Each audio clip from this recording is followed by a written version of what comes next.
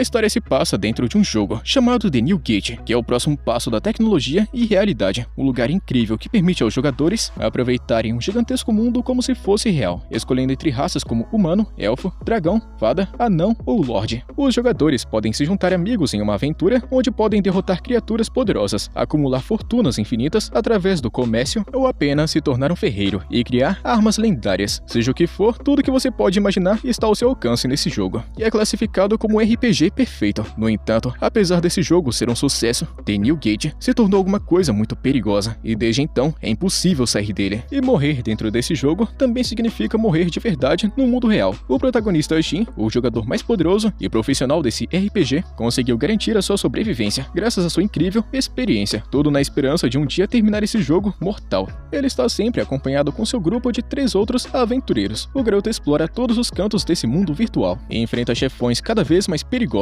Ele está determinado a salvar as vidas dos humanos presos nesse lugar. Mas durante um desses dias de aventura, o protagonista encontrou o guardião do portal, e mesmo após cortar as asas da criatura, ele se recuperava rapidamente, e focado em impedir essa regeneração, o garoto utiliza seu ataque perfurante para destroçar seu oponente, ganhando espaço para aplicar vários golpes que quase garantiram a vitória. Mas o guardião continua se curando. Logo, o protagonista usa a dança da lâmina da lua para transformar sua espada em uma fonte de poder incomparável. Então ele acerta a criatura uma última vez e derrota o chefe final. E com essa vitória, o garoto Shin conquistou os títulos de Quebrador de Limites, Conquistador e Libertador. E após ter a chance de sair do jogo, ele dá uma olhada em sua lista de amigos. Ele viu que todos estavam finalmente saindo, um por um. Ele até esperou até que ele fosse o último a deslugar, mas no momento em que ele estava prestes a sair, um portal se abriu diante dele, lançando o garoto em um lugar desconhecido. E depois de tocar e sentir com suas próprias mãos as coisas ao redor, ele percebeu que esse lugar parecia muito real para ainda ser um mundo virtual. E analisando seus atributos, ele descobriu que todos eles estavam acima de 2000, embora o limite do jogo sempre fosse 999. Mesmo assim, ele mal podia esperar para ir embora. Só que tem um problema: o botão de sair não tá mais aparecendo no menu do jogo, e preocupado com seus amigos, ele diz que precisa voltar, mas o garoto percebeu que nem sequer tinha uma conexão com a internet. Então esse lugar aqui deve ser realmente o mundo real. Nessa situação, o garoto teve um pequeno surto de raiva, mas rapidamente fica posturado para resolver a situação mais calmo. O primeiro passo do garoto Shin foi usar seu item que o levava ao local onde sua base estava localizada, e seguindo o caminho indicado pelo pássaro mágico, ele encontrou as muralhas de uma casa que nunca tinha visto antes. Mesmo assim, ele conseguiu encontrar sua casa, e ao mesmo tempo, uma garota elfa estava em apuros, já que alguns vagabundos estavam atrás dela e de sua mestra para conseguirem informações secretas. Eles levaram a garota elfa embora, mas de repente um javali gigante surgiu da floresta e fez os homens fugirem desesperados. Quando a criatura estava prestes a acabar com a elfa, o protagonista matou a criatura e percebeu que era capaz de controlar a intensidade dos feitiços que queria usar. Aparentemente, o peso de um ataque físico retorna para ele, e mais tarde a garota elfa agradeceu por tê-la salvado e se apresentou como Tiera, que aqueles homens haviam capturado para irem atrás de sua mestra. Ela diz que Shiene é o nome da sua mentora. Nisso, o protagonista se lembra dessa linda mulher elfa de cabelos prateados, que era uma das personagens de suporte do seu antigo grupo no jogo. E depois de pensar sobre a sua base chamada Santuário da Lua ainda estar nesse novo mundo, ele pergunta onde a elfa Shiene poderia estar, mas a garota Tiera não está disposta a revelar a localização da sua mestra tão facilmente. Afinal de contas, ela mal conhece o rapaz à sua frente. No entanto, como ela é responsável por cuidar da loja e entregar as mensagens à sua mestra, ela permite que Shin entregue pelo menos uma mensagem para Shiene, e cada uma delas vai custar 1000 joias. Porém, o protagonista não faz ideia do que seja isso daí que ela tá usando como dinheiro, e só tem moedas raríssimas na mão. A garota elfa então pergunta se ele pegou essas moedas de algum baú de itens, pois apenas alguns membros da realeza e anciões são capazes de usar esse tipo de baú. Além disso, as moedas de ouro sagradas têm o poder de invocar feitiços, o que torna elas com um valor próximo de 100 milhões de joias. Nosso protagonista então se lembra que dentro do jogo, uma moeda de ouro sagrada é quase como se fosse troco de pinga, já que todo mundo tinha. E curiosa, ela pergunta quem diabos é esse moleque aqui na frente dela, e ele responde que é apenas um simples aventureiro. E de acordo com as estatísticas dele, ele é de uma raça chamada Humano Superior. Tiera responde que os humanos superiores estavam extintos, e que restaram apenas os humanos comuns. E segundo o que ela ficou sabendo, existiam apenas 6 humanos superiores, que acabaram desaparecidos desde o grande dia da queda, que foi há mais de 500 anos. Esse foi um evento histórico que causou o desaparecimento em massa de inúmeras pessoas. Naquele momento, Shin se lembra de que após derrotar o guardião do portal, os nomes em sua lista de jogadores haviam desaparecido. E se um número tão grande desapareceu, trata-se de algo ainda maior. E juntando as peças, o protagonista descobre que esse mundo é realmente aquele mundo do jogo. Mas após se passarem 500 anos, o garoto Shin oferece uma moeda de ouro sagrada para a garota, como um sinal de amizade, e a elfa fica admirando o belo desenho da moeda que tanto desejava desde jovem. Enquanto isso, o garoto Shin fica analisando a aparência do cabelo élfico da garota, e ao mesmo tempo, a garota comenta que essa moeda poderia ser muito útil para os elfos, já que essa raça usa muita magia. Tiera então descobre que a sua mestra mudou sua aparência com magia de ilusão. Tudo isso porque os elfos de cabelo preto são símbolos de má sorte, e essa cor de cabelo é famosa por atrair tragédias. Ela não sabia que estava sobre esse feitiço até o protagonista falar, e uma prova que o cabelo preto dá azar são os homens que atacaram ela momentos antes. E justamente por causa dessa simples cor de cabelo diferente, Tiera foi expulsa de sua vila, até que Xiene a resgatou, e em seguida, ela colocou uma barreira mágica ao redor da loja, fazendo com que Tiera vivesse em segurança pelos últimos 100 anos. E quando Shin pergunta pra ela sobre mais detalhes, ele descobre que antes dessa maldição, o cabelo dessa garota era prateado. Ela até se lembra de ter ouvido falar de um feitiço chamado Tom Amaldiçoado, mas felizmente para essa garota elfa, o protagonista revela que tem a habilidade de purificação, mas embora o feitiço tenha funcionado, nada mudou na aparência da garota, exceto por uma pequena mecha de cabelo. A garota elfa tinha cabelos prateados no passado, e depois de se deparar com uma pequena parte de seu cabelo original que não via há tantos anos, ela fica extremamente feliz, sem falar que aquela maldição atraía má sorte. Em seguida, Shin chama a garota elfa para atravessar a barreira mágica e promete protegê-la de qualquer perigo. Assim, ela finalmente consegue ultrapassar esse limite e caminha livremente pela floresta até alcançar uma bela vista de um campo. Ela chora diante da beleza do céu azul e de volta à base do Santuário da Lua, Shin avisa que vai visitar a cidade próxima em busca de seus companheiros perdidos, já que a cidade vizinha é um reino grande, com até membros da realeza. Tiera entrega uma carta de recomendação que vai permitir a ele evitar a fila de verificação, e antes da saída do protagonista, a elfa promete avisá-lo quando a sua mestra, Xiene, voltar. E depois de passar pela entrada da cidade, ele percebe que essa carta é realmente muito útil. E caminhando pelas ruas do reino, com um cara que conheceu no caminho, ele é levado até a Guilda dos Aventureiros, um excelente lugar para obter informações. Lá dentro, ele pede para se registrar como aventureiro, e a recepcionista pede que ele suba as escadas e vire à esquerda, até chegar em um balcão. O garoto faz isso e encontra uma recepcionista muito parecida com a outra. Ele descobre que a garota no andar de baixo é a irmã gêmea mais velha dessa aqui,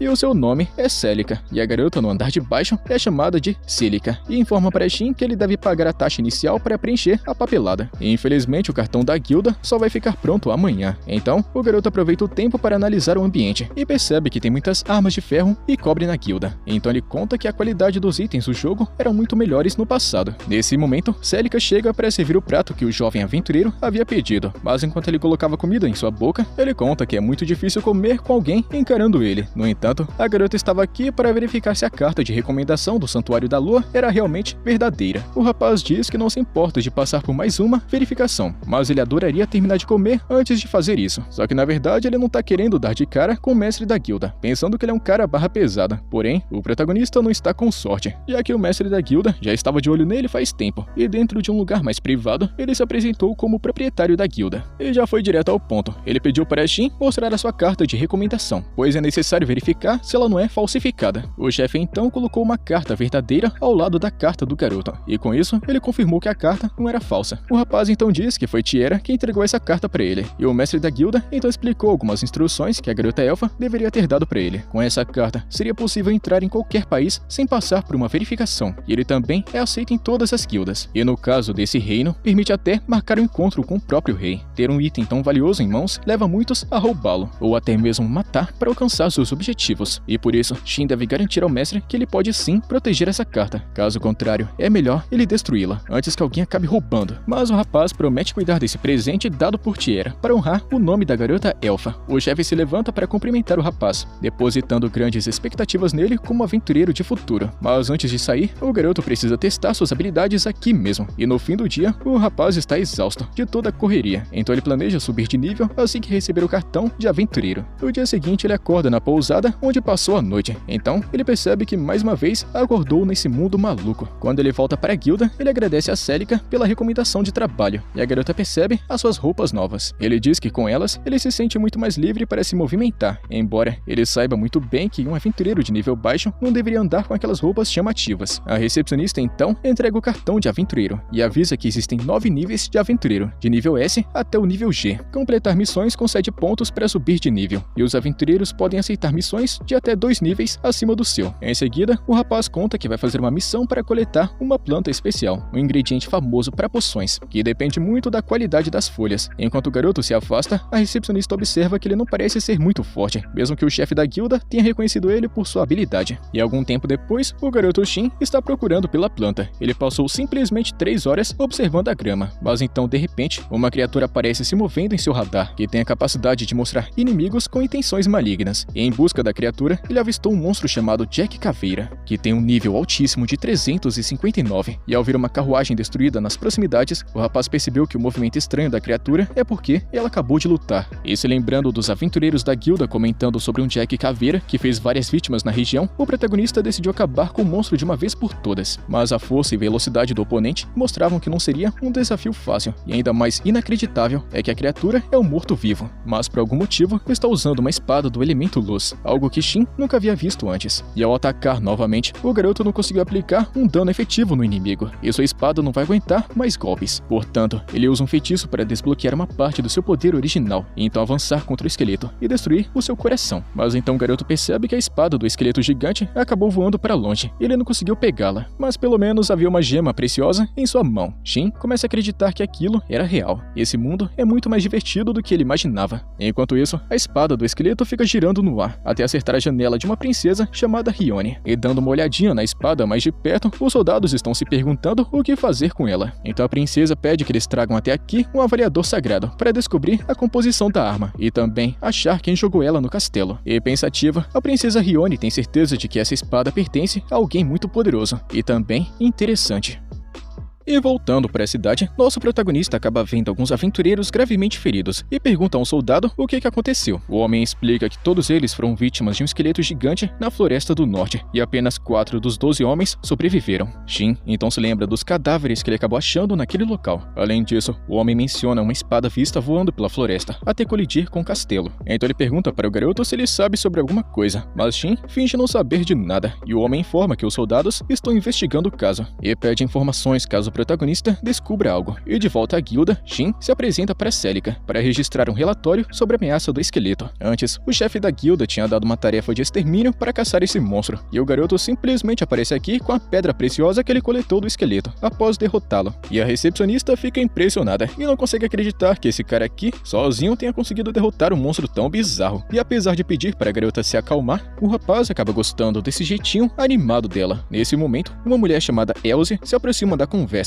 A recepcionista Celica conta para sua colega que esse cara aqui derrotou o Jack Caveira, mas Shin responde que ele não pode provar, já que ele não trouxe o equipamento da criatura, dizendo que o equipamento não era tão especial assim. Elsie pensa que o equipamento do Jack só poderia ser obtido por alguém de nível B ou com uma pequena fortuna. Então, ver um garoto aventureiro novato dizer que derrotou o Jack Caveira é realmente muito estranho. De qualquer jeito, eles decidem examinar a pedra preciosa para ver se ela contém a magia do esqueleto. E segundo Elsie, esse tipo de criatura costuma aparecer quando as mágoas e rancor da vingança dos mortos costumam se juntar na magia do ar. E apesar da floresta do norte ser muito perigosa, onde muitos perdem a vida, a energia de mana daquela região ainda é fraca, então não deveria criar uma criatura tão poderosa. O garoto Shin pensa que é muito estranho que uma criatura de nível 359 apareça naquela área, então as mulheres ficam alertas para uma possível ameaça que pode cair sobre o reino. Celica pega a pedra preciosa para determinar a força da criatura, enquanto Elsie tem quase certeza de que apenas um rank A poderia derrotar uma criatura desse nível. Shin pede para a mulher elfo que guarde segredo, pois a última coisa que ele tá querendo é chamar a atenção indesejada, e depois disso, ele faz uma pausa para comer uma coisinha. E então Celica, a irmã gêmea de Celica, acompanha o garoto até uma mesa vazia com uma bebida, e pergunta se ele pode dividir a mesa com alguém. De repente, uma presença sombria atravessa a guilda, chamando a atenção de todos e assustando os aventureiros presentes. Esse cara está carregando uma lança mágica chamada Venom, uma arma lendária capaz de rivalizar com as armas mitológicas. Ele se senta e se apresenta como Avis. Shin percebe que ele é um lanceiro, de nível 188.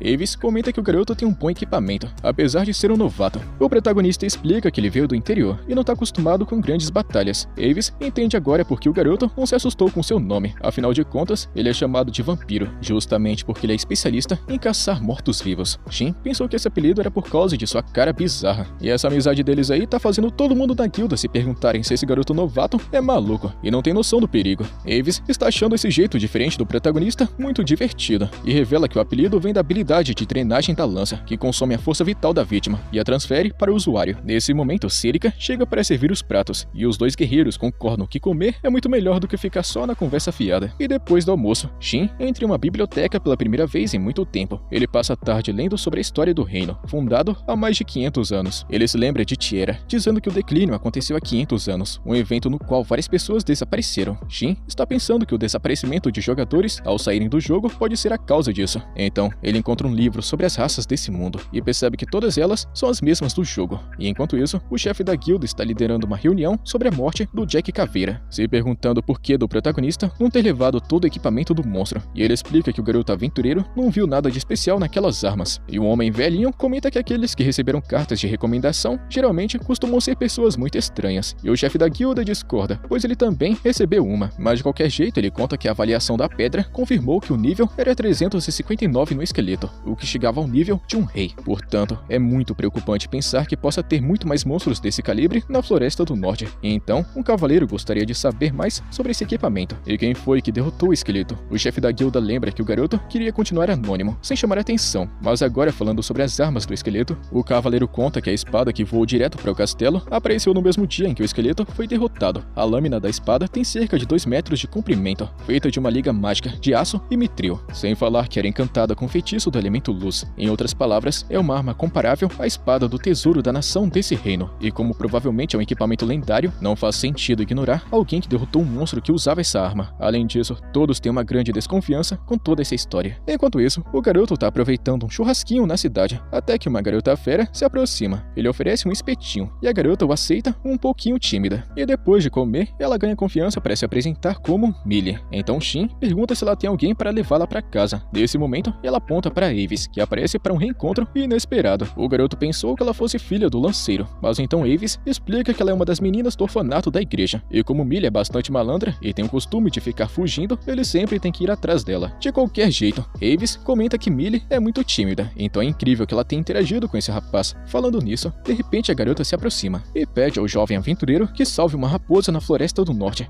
Quando ela sai, Shin vai para seu quarto e se pergunta por que Millie pediu a ele para salvar uma raposa. E sem mais nada para fazer até o dia em que Shane voltar para o Santuário da Lua, ele decide investigar o assunto. Aliás, ele tem um jeito de entrar. Então no dia seguinte, ele vai direto para o Santuário da Lua. Quando ele chega lá, ele pede para a garota elfa que envie uma mensagem para Shane, pedindo que ela encontre ele, caso reconheça a espada que ele está enviando. Tiera fica impressionada com essa arma de nível ancestral. Shin explica que seu nome é Lua Azul, que pertencia a Shane, podendo ser usada apenas por ela ou por ele, que são seus criadores, que foi destinada a eles dois por serem poderosos. E embora pareça incrível, Tiera tá acreditando que segurar uma espada dessa iria consumi-la. E Shin pensa que isso é por causa do material de que é feita. Afinal de contas, a arma é feita de uma liga mágica, uma presa do dragão da morte negra, uma escama da besta da rebelião oceânica e uma lágrima de uma criatura elemental. Diante disso, Tiera promete que não vai mais ficar impressionada quando Shin aparecer com essas histórias malucas. O garoto se desculpa, mas lembra que a Lua Azul é o único jeito de Shane se lembrar dele. Assim, Tiera concorda em ajudar, e o garoto entrega uma carta mágica que vai alcançá-lo onde quer que ele esteja. Tiera deve enviá-la a Shin se tiver notícias importantes da sua mestra, simplesmente escrevendo o nome do destinatário e dizendo a palavra enviar. Tiera pergunta por que o protagonista não envia essa carta diretamente para Shane, e ele explica que tentou, mas por algum motivo que ele não faz ideia, não funcionou. Por isso, ele acaba tendo que provar para Tiera que essas cartas funcionam. Então ele sai do santuário e a carta chega imediatamente para a elfa, depois que ele envia. O problema é que por alguma razão, essas cartas não podem ser enviadas para Shane, talvez porque ele ainda não tenha encontrado ela nesse mundo. E muito impressionada, Tiera pede algumas dessas cartas para si mesma, se aproveitando dessa grande utilidade, e Shin dá algumas para ela, já que ela está estudando magia. A elfa gostaria de estudar o item mágico, então Shin dá 3 para cobrir o custo da ajudinha que ele pediu. E depois que o jovem aventureiro sai, Tiera fica impressionada que um garoto como esse possa existir nesse mundo. E algum tempo depois, Shin chega na Floresta do Norte, em busca da raposa. Porém, uma voz assustadora diz a ele para ir embora. Ele sabe que é um feitiço de barreira mágica, mas como ele é resistente à interferência mental, ele acaba não sendo afetado por esse feitiço, embora ainda seja um sinal de que alguma coisa ruim vai acontecer. E conforme ele avança pela floresta, Shin descobre uma grande escadaria, com um portão no topo, e no final, ele encontra um santuário. Assim que ele chega lá, a voz sombria da floresta desaparece, então ele acredita que esse é o centro da barreira. E justamente quando ele cruza o portão, um barulho estranho acontece, e assim que ele entra no santuário, vê a raposa deitada no centro de um símbolo de ritual mágico. Shin se aproxima e percebe que o filhote de raposa está envenenado, e amaldiçoado. Então ele se apressa para evitar a morte da raposinha. Ele fica aliviado por ter conseguido curar o animal, mas fica alerta ao escutar um som estranho. Seu radar está detectando a aproximação de vários inimigos, esqueletos mortos-vivos equipados com armas. É um grande número de oponentes. Então Shin invoca uma lança com uma mão, enquanto segura a raposa com a outra. E conforme o exército inimigo avança, o garoto conjura um feitiço perfurante para destruir metade dos oponentes. Então usa uma espada brilhante para derrotar o resto, assim destruindo os esqueletos. Mas acontece que ainda está detectando dois inimigos à sua frente, que o protagonista não tinha visto. Então de repente as duas estátuas de raposa se quebram, revelando dois golems invasores de nível 674. A raposa azul ataca com magia de gelo, enquanto a vermelha domina a invocação de fogo. A névoa negra nessa parte da floresta aqui agiu como um tipo de miasma, que produziu essas aberrações. E Shin não teve escolha a não ser se livrar delas utilizando os laços das sombras. Ele prendeu os golems, mas eles liberaram miasma de seus corpos, até formar uma cortina de fumaça que afetou a raposa. Logo, as feras se libertam. No entanto, a raposa apontou o círculo mágico onde eles estavam antes. E correndo para o centro, Shin descobriu que essa névoa não invadia esse símbolo, além de revelar a localização dos inimigos. Enquanto as criaturas avançavam novamente, Shin invocou uma corrente sagrada para prendê-los, finalizando a luta com um golpe de espada. A morte das criaturas acabou dissipando a névoa, então a raposa saltou em cima do humano que salvou ela. E depois de dar uma analisada no animal, ele descobriu que essa daqui é uma criatura elemental, de nível 211, um dos monstros mais poderosos da região, mas deveria ter a aparência de um humanoide ou de uma raposa gigante, em vez de uma pequena raposinha. De qualquer forma, Shin aproveita a chance para adotá-la, que já está grudada nele como sinal de gratidão. E agora com esse novo animalzinho de estimação em sua cabeça, Shin está lembrando que nunca tinha visto golems afetados por miasma sombrio, e uma raposa elemental filhote. Ele espera que isso possa de algum jeito ajudar ele a voltar para seu mundo. Enquanto isso, Chien acaba recebendo a carta mágica de Tiera, informando que Shin está querendo vê-la. Ao mesmo tempo, o protagonista fica aliviado ao perceber que a raposinha não estava usando as garras enquanto batia na sua cabeça. Ele observou que nunca tinha visto tantos esqueletos juntos, e portanto, achou que deveria avisar isso para a guilda, mas não está querendo falar nada sobre a raposa elemental por enquanto. Com isso, Shin decide fazer uma parceria com a pequena criatura, um contrato onde o humano seria seu treinador e companheiro, mantendo o nível e a espécie do animal em segredo, para que pudessem estar juntos o tempo todo. E com a resposta animada da raposa, Shin entende que ela concordou. Então ele recitou as palavras do encantamento, confirmando o contrato para sempre. Nisso, uma tatuagem aparece nos dois corpos, após selar a parceria. E agora é o momento de decidir o nome para seu novo amiguinho. E quando ele diz Yuzura, a raposinha dá uns tapinhas na cabeça dele, como um jeito de concordar. E em seguida, o garoto recebe uma mensagem de Tiera, dizendo que ela já enviou uma mensagem para Chien. O garoto agradece por ela ter feito isso sem nenhum problema. E com isso, ele agora está querendo voltar com Yuzura para a guilda.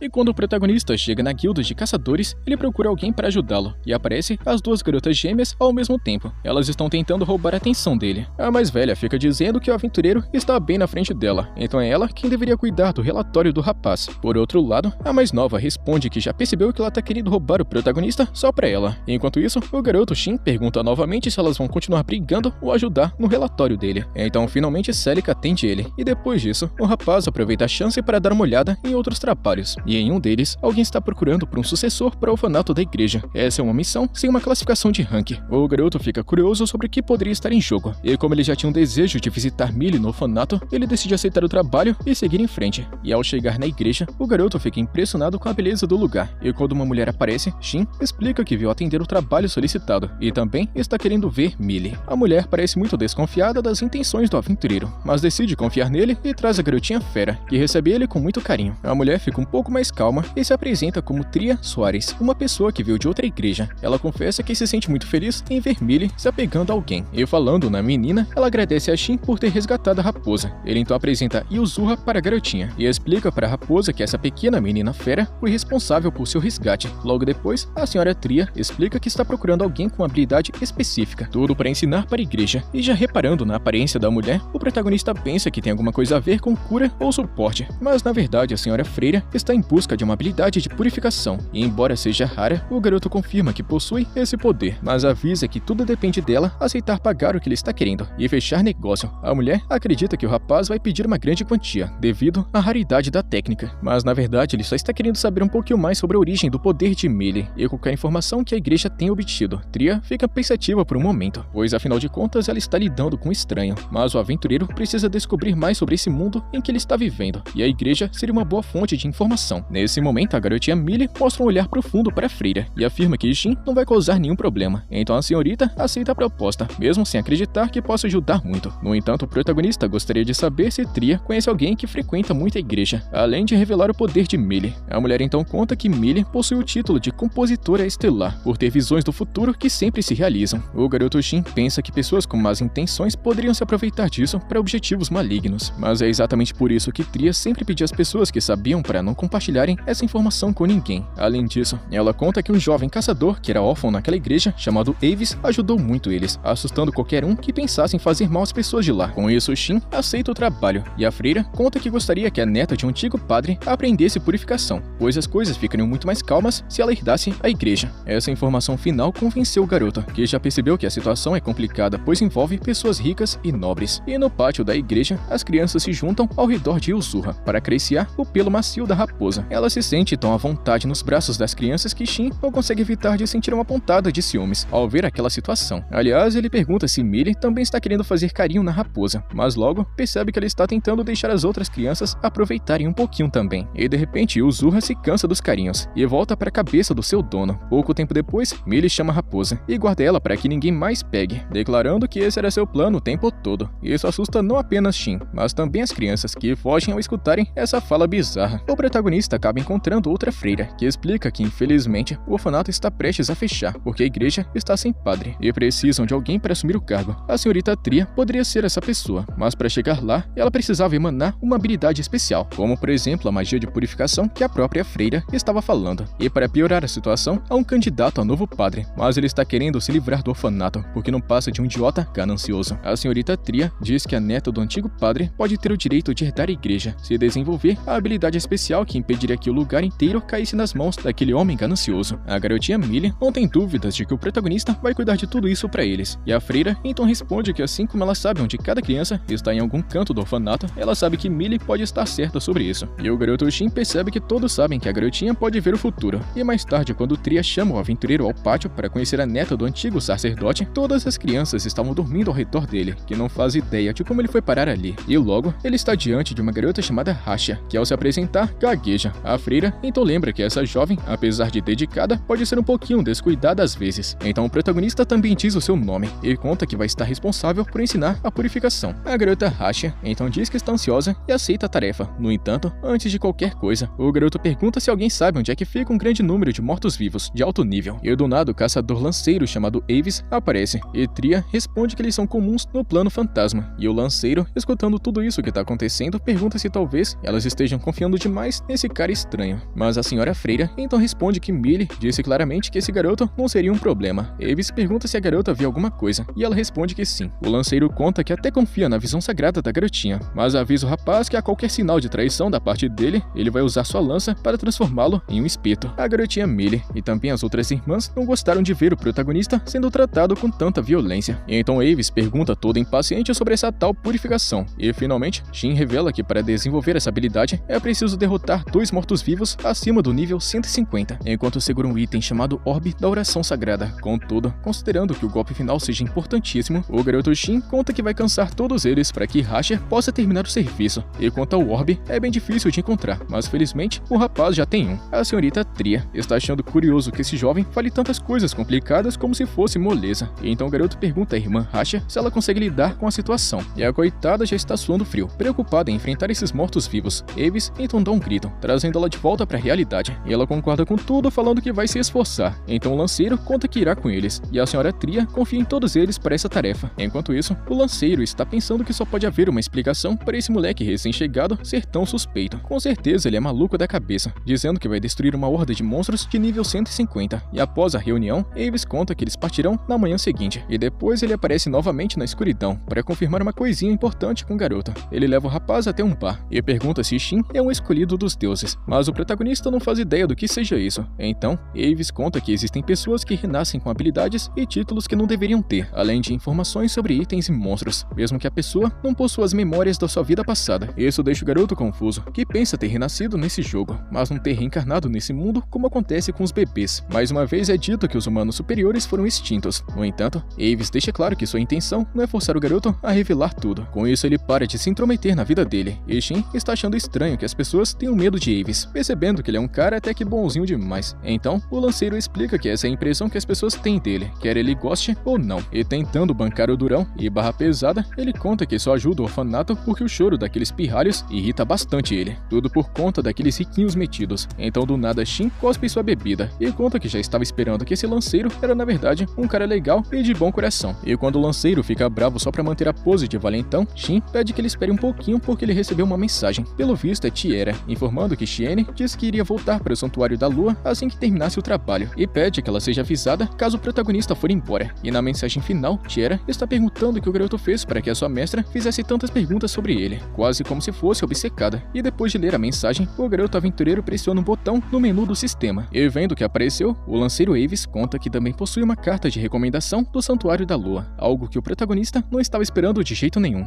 No dia seguinte, o grupo vai até o local fantasma e a garota Rasha fica muito assustada com a responsabilidade que tem com a igreja. O rapaz então entrega a ela o orbe da oração sagrado, deixando a jovem ainda mais nervosa enquanto agradece ele. E conforme eles estão avançando pelo terreno desconhecido, alguns mortos-vivos aparecem, acompanhados por cães de caça, e avançam em direção aos humanos. Shin então responde com a esfera de luz única, aprisionando as feras com sua magia, ordenando que a freira ataque agora. Ela então aponta o cajado para os lobos e usa seu feitiço de cura, que tem um efeito oposto em mortos-vivos, vaporizando eles. E quanto aos esqueletos, o lanceiro Avis divide seus corpos com a habilidade Flor de Luz, deixando eles vulneráveis para a freira finalizar. Conforme os inimigos continuam vindo, os aventureiros derrubam no chão para que ela acumule o número necessário de mortes. Com o tempo, eles avançam para uma parte do lugar fantasma, em uma zona onde havia um selo mágico criado pela guilda para repelir mortos-vivos de nível superior. O grupo atravessa a barreira para prosseguir com a missão. Eles detectam inimigos camuflados e oponentes que se aproximam rapidamente. O lanceiro está cuidando dos inimigos na frente, enquanto Shin lida com o lado esquerdo. A raposinha e o Zurra precisam ajudar a garota com a magia de cura. Logo, a velha estratégia padrão volta a funcionar, e a jovem freira continua acumulando mortes para subir de nível de um jeito assustador, pois a diferença de força entre ela e os monstros é enorme. Nesse ponto, Avis traz pra ela uma criatura tão maltratada que a garota ficou de boca aberta, e depois de descobrir a presença de um inimigo poderoso nesse terreno fantasma, a princesa Rione usa a espada gigante que invadiu seu quarto para exterminar a criatura inimiga. Um soldado diz a ela que está preocupado com outro grupo de investigação,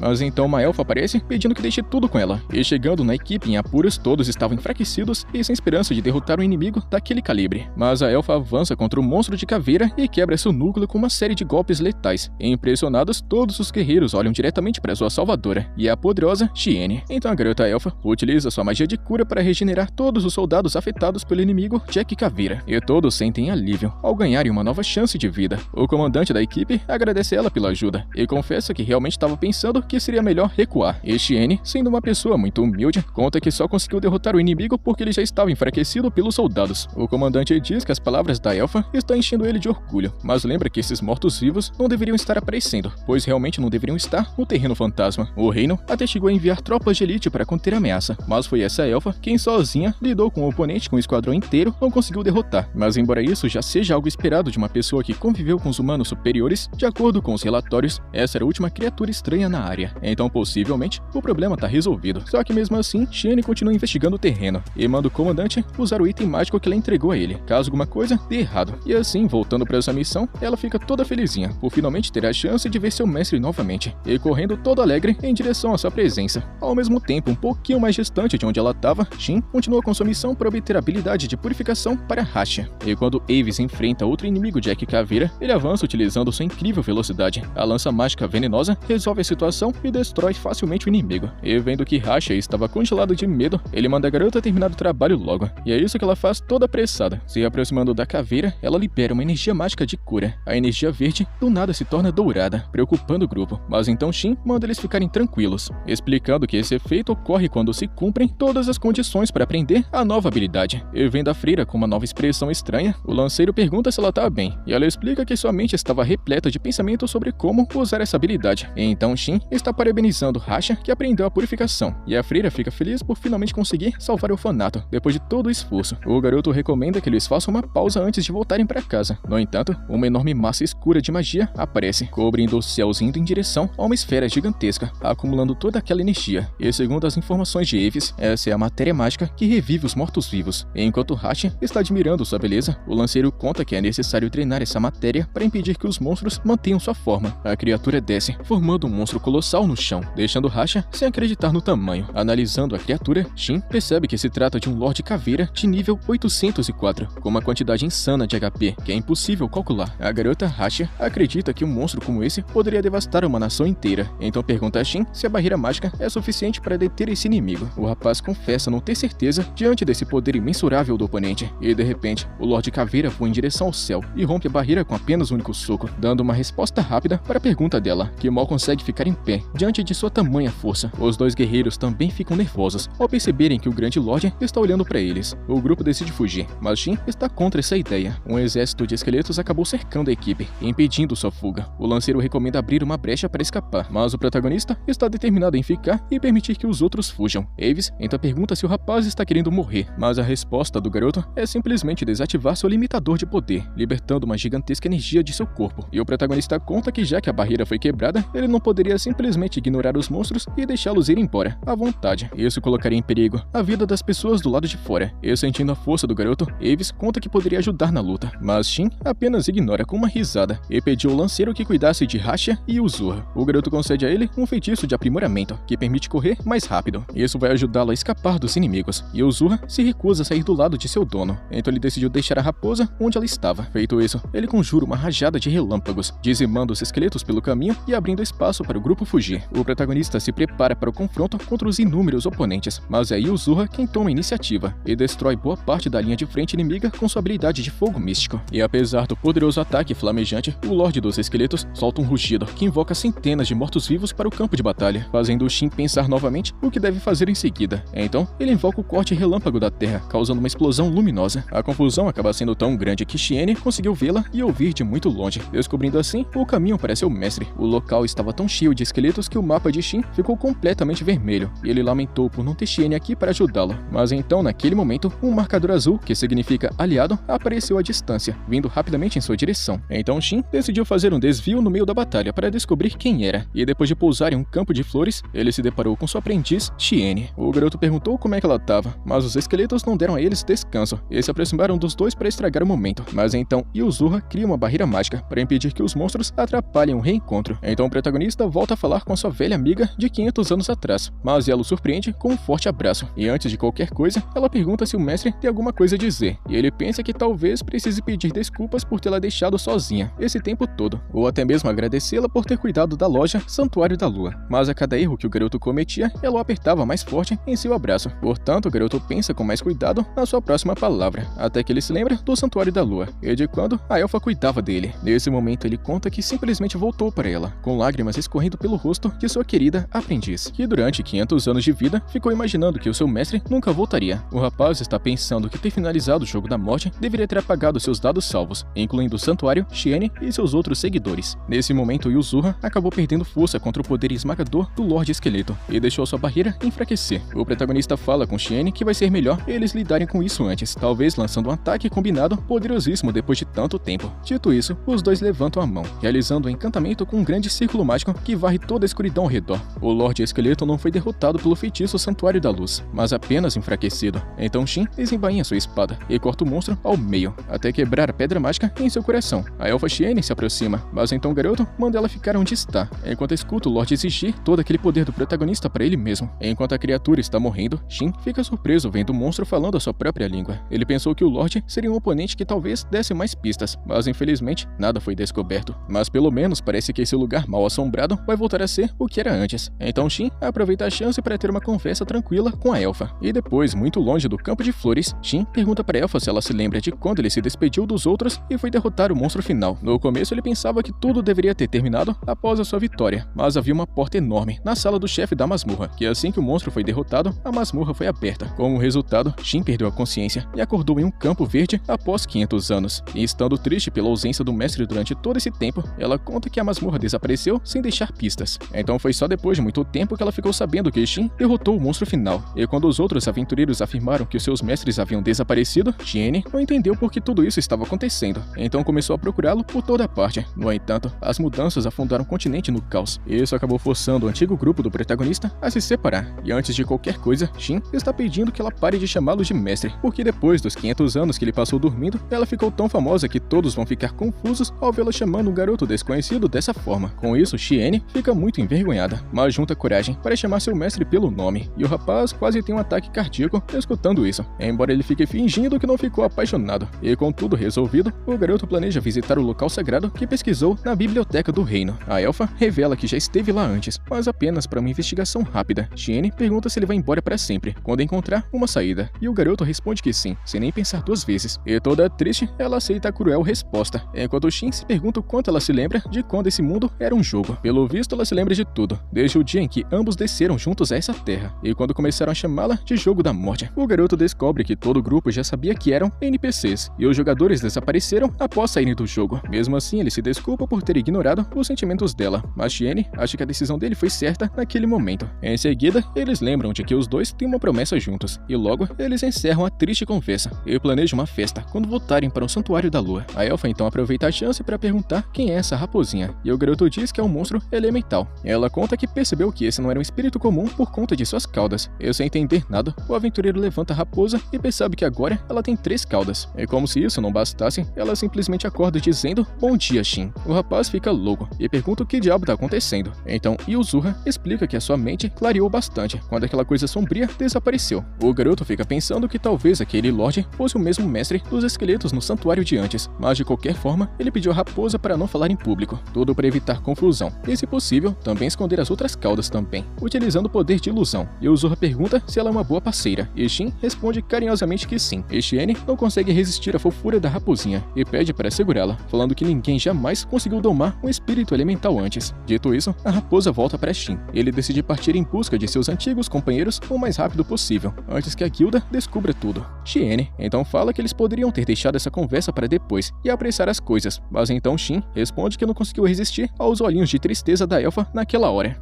Um tempo depois, o lanceiro continua correndo com a garota Rasha nas costas, que pergunta se o protagonista vai ficar bem. O aventureiro então lembra ela da gigantesca força do rapaz. Aí do nada, ele sente algo vindo em alta velocidade em sua direção. Ele diz à freira para se proteger atrás dele, enquanto ele aguarda a chegada dos inimigos, mas são apenas Shin e sua companheira Shiene. Isso deixa o lanceiro Avis irritado com um susto. Mais tarde, Rione está com um grupo de expedição que está investigando a fenda causada pela batalha entre Shin e o Lorde Caveira. E de acordo com um dos oficiais, um grupo de esqueletos aparece após aquela voz misteriosa. Então uma luz preencheu o céu e pulverizou os inimigos. E precisando descobrir quem é o responsável por tudo isso, a equipe de Rione encontra a espada de Shin presa no chão. Eles já ficam imaginando que foi ela responsável pela cratera no chão. Além disso, um dos homens avisa que conhece o ferreiro que marca suas espadas com o símbolo do falcão presente nessa espada. Esse ferreiro profissional é um humano superior, conhecido como Grande Espadachim, o mais habilidoso de sua espécie. Isso impressiona Rione. Ela jamais pensou que humanos superiores ainda estivessem vivos. E o próprio soldado conta que por causa disso, é impossível saber se esse ferreiro foi o mesmo criador dessa arma. De qualquer jeito, eles estão lidando com uma pessoa que é louco bastante para jogar fora uma arma como essa. E sabendo disso, a princesa Rione conta que ouviu falar que o ferreiro era dono do Santuário da Lua. E após o soldado confirmar que sim, o homem pergunta o que a comandante pretende fazer diante de um humano superior. E sem pensar duas vezes, a princesa Rione conta que adoraria batalhar contra esse cara e que ele provavelmente seria um ótimo marido. O soldado está aconselhando a princesa a não atacar um humano superior assim do nada, mas Rione não acha que ela esteja sendo tão descuidada. Ao mesmo tempo, Avis está pé da vida com o protagonista, querendo saber de uma vez por todas o que diabos ele é. Afinal de contas, ele simplesmente trouxe a famosa elfa Shiene pra cá, e do nada o garoto começa a dizer que foi Shiene quem derrotou aquele Lorde Caveira. Mas o lanceiro conta que não é trouxa pra acreditar nisso, e ele aponta sua lança pro pescoço do rapaz, porque ele não acredita que tenha sido ela. Sem falar que ele tinha visto o garoto liberando toda aquela energia de mana como se fosse um vulcão, e alcançou eles em um instante, como se eles estivessem a uma esquina de distância. O garoto confessa que é um humano superior e mestre de Shiene, e como se isso não bastasse, ele admite que estava guardando sua energia contra o Lorde. Ou seja, ele ainda não apresentou tudo o que pode fazer. Enquanto Avis está sem acreditar, Shin está querendo saber ainda mais sobre registros de humanos superiores nessa terra. O lanceiro então conta que existem poucas informações sobre o quão poderosos eles eram. Algumas pessoas reconheciam eles como deuses. O protagonista acredita que talvez ele realmente não perca para ninguém nesse mundo. Ele fica até provocando o lanceiro falando que o veneno da sua lança também não iria funcionar. Nesse momento, a garota Rasha acorda meio assustada, pensando que alguém poderia ter ficado ferido no meio de tantos monstros poderosos, mas Avis diz que o protagonista cuidou de tudo. Shiene se apresenta para a freira e ela fica encantada, como se fosse uma verdadeira fã diante dessa grande elfa. Mas logo depois ela se sente mal, toda enjoada, após ter corrido por vários quilômetros. Finalmente Shin conta que vai se separar do lanceiro e da freira, porque a missão de ensinar a habilidade foi cumprida. O protagonista entrega um daqueles itens que permitem enviar mensagens para Avis, para que ele possa avisar caso aconteça alguma coisa com a igreja. Mas o protagonista conta que não tá querendo se envolver em problemas com os nobres e riquinhos por enquanto. De qualquer forma, ele só fica insistindo em ser chamado caso o orfanato esteja em perigo, pois acima de tudo, ele tá querendo que todos possam contar com a ajuda dele. Assim, o lanceiro aceita o item e se despede do aventureiro. Shiene comenta que seu mestre continua o mesmo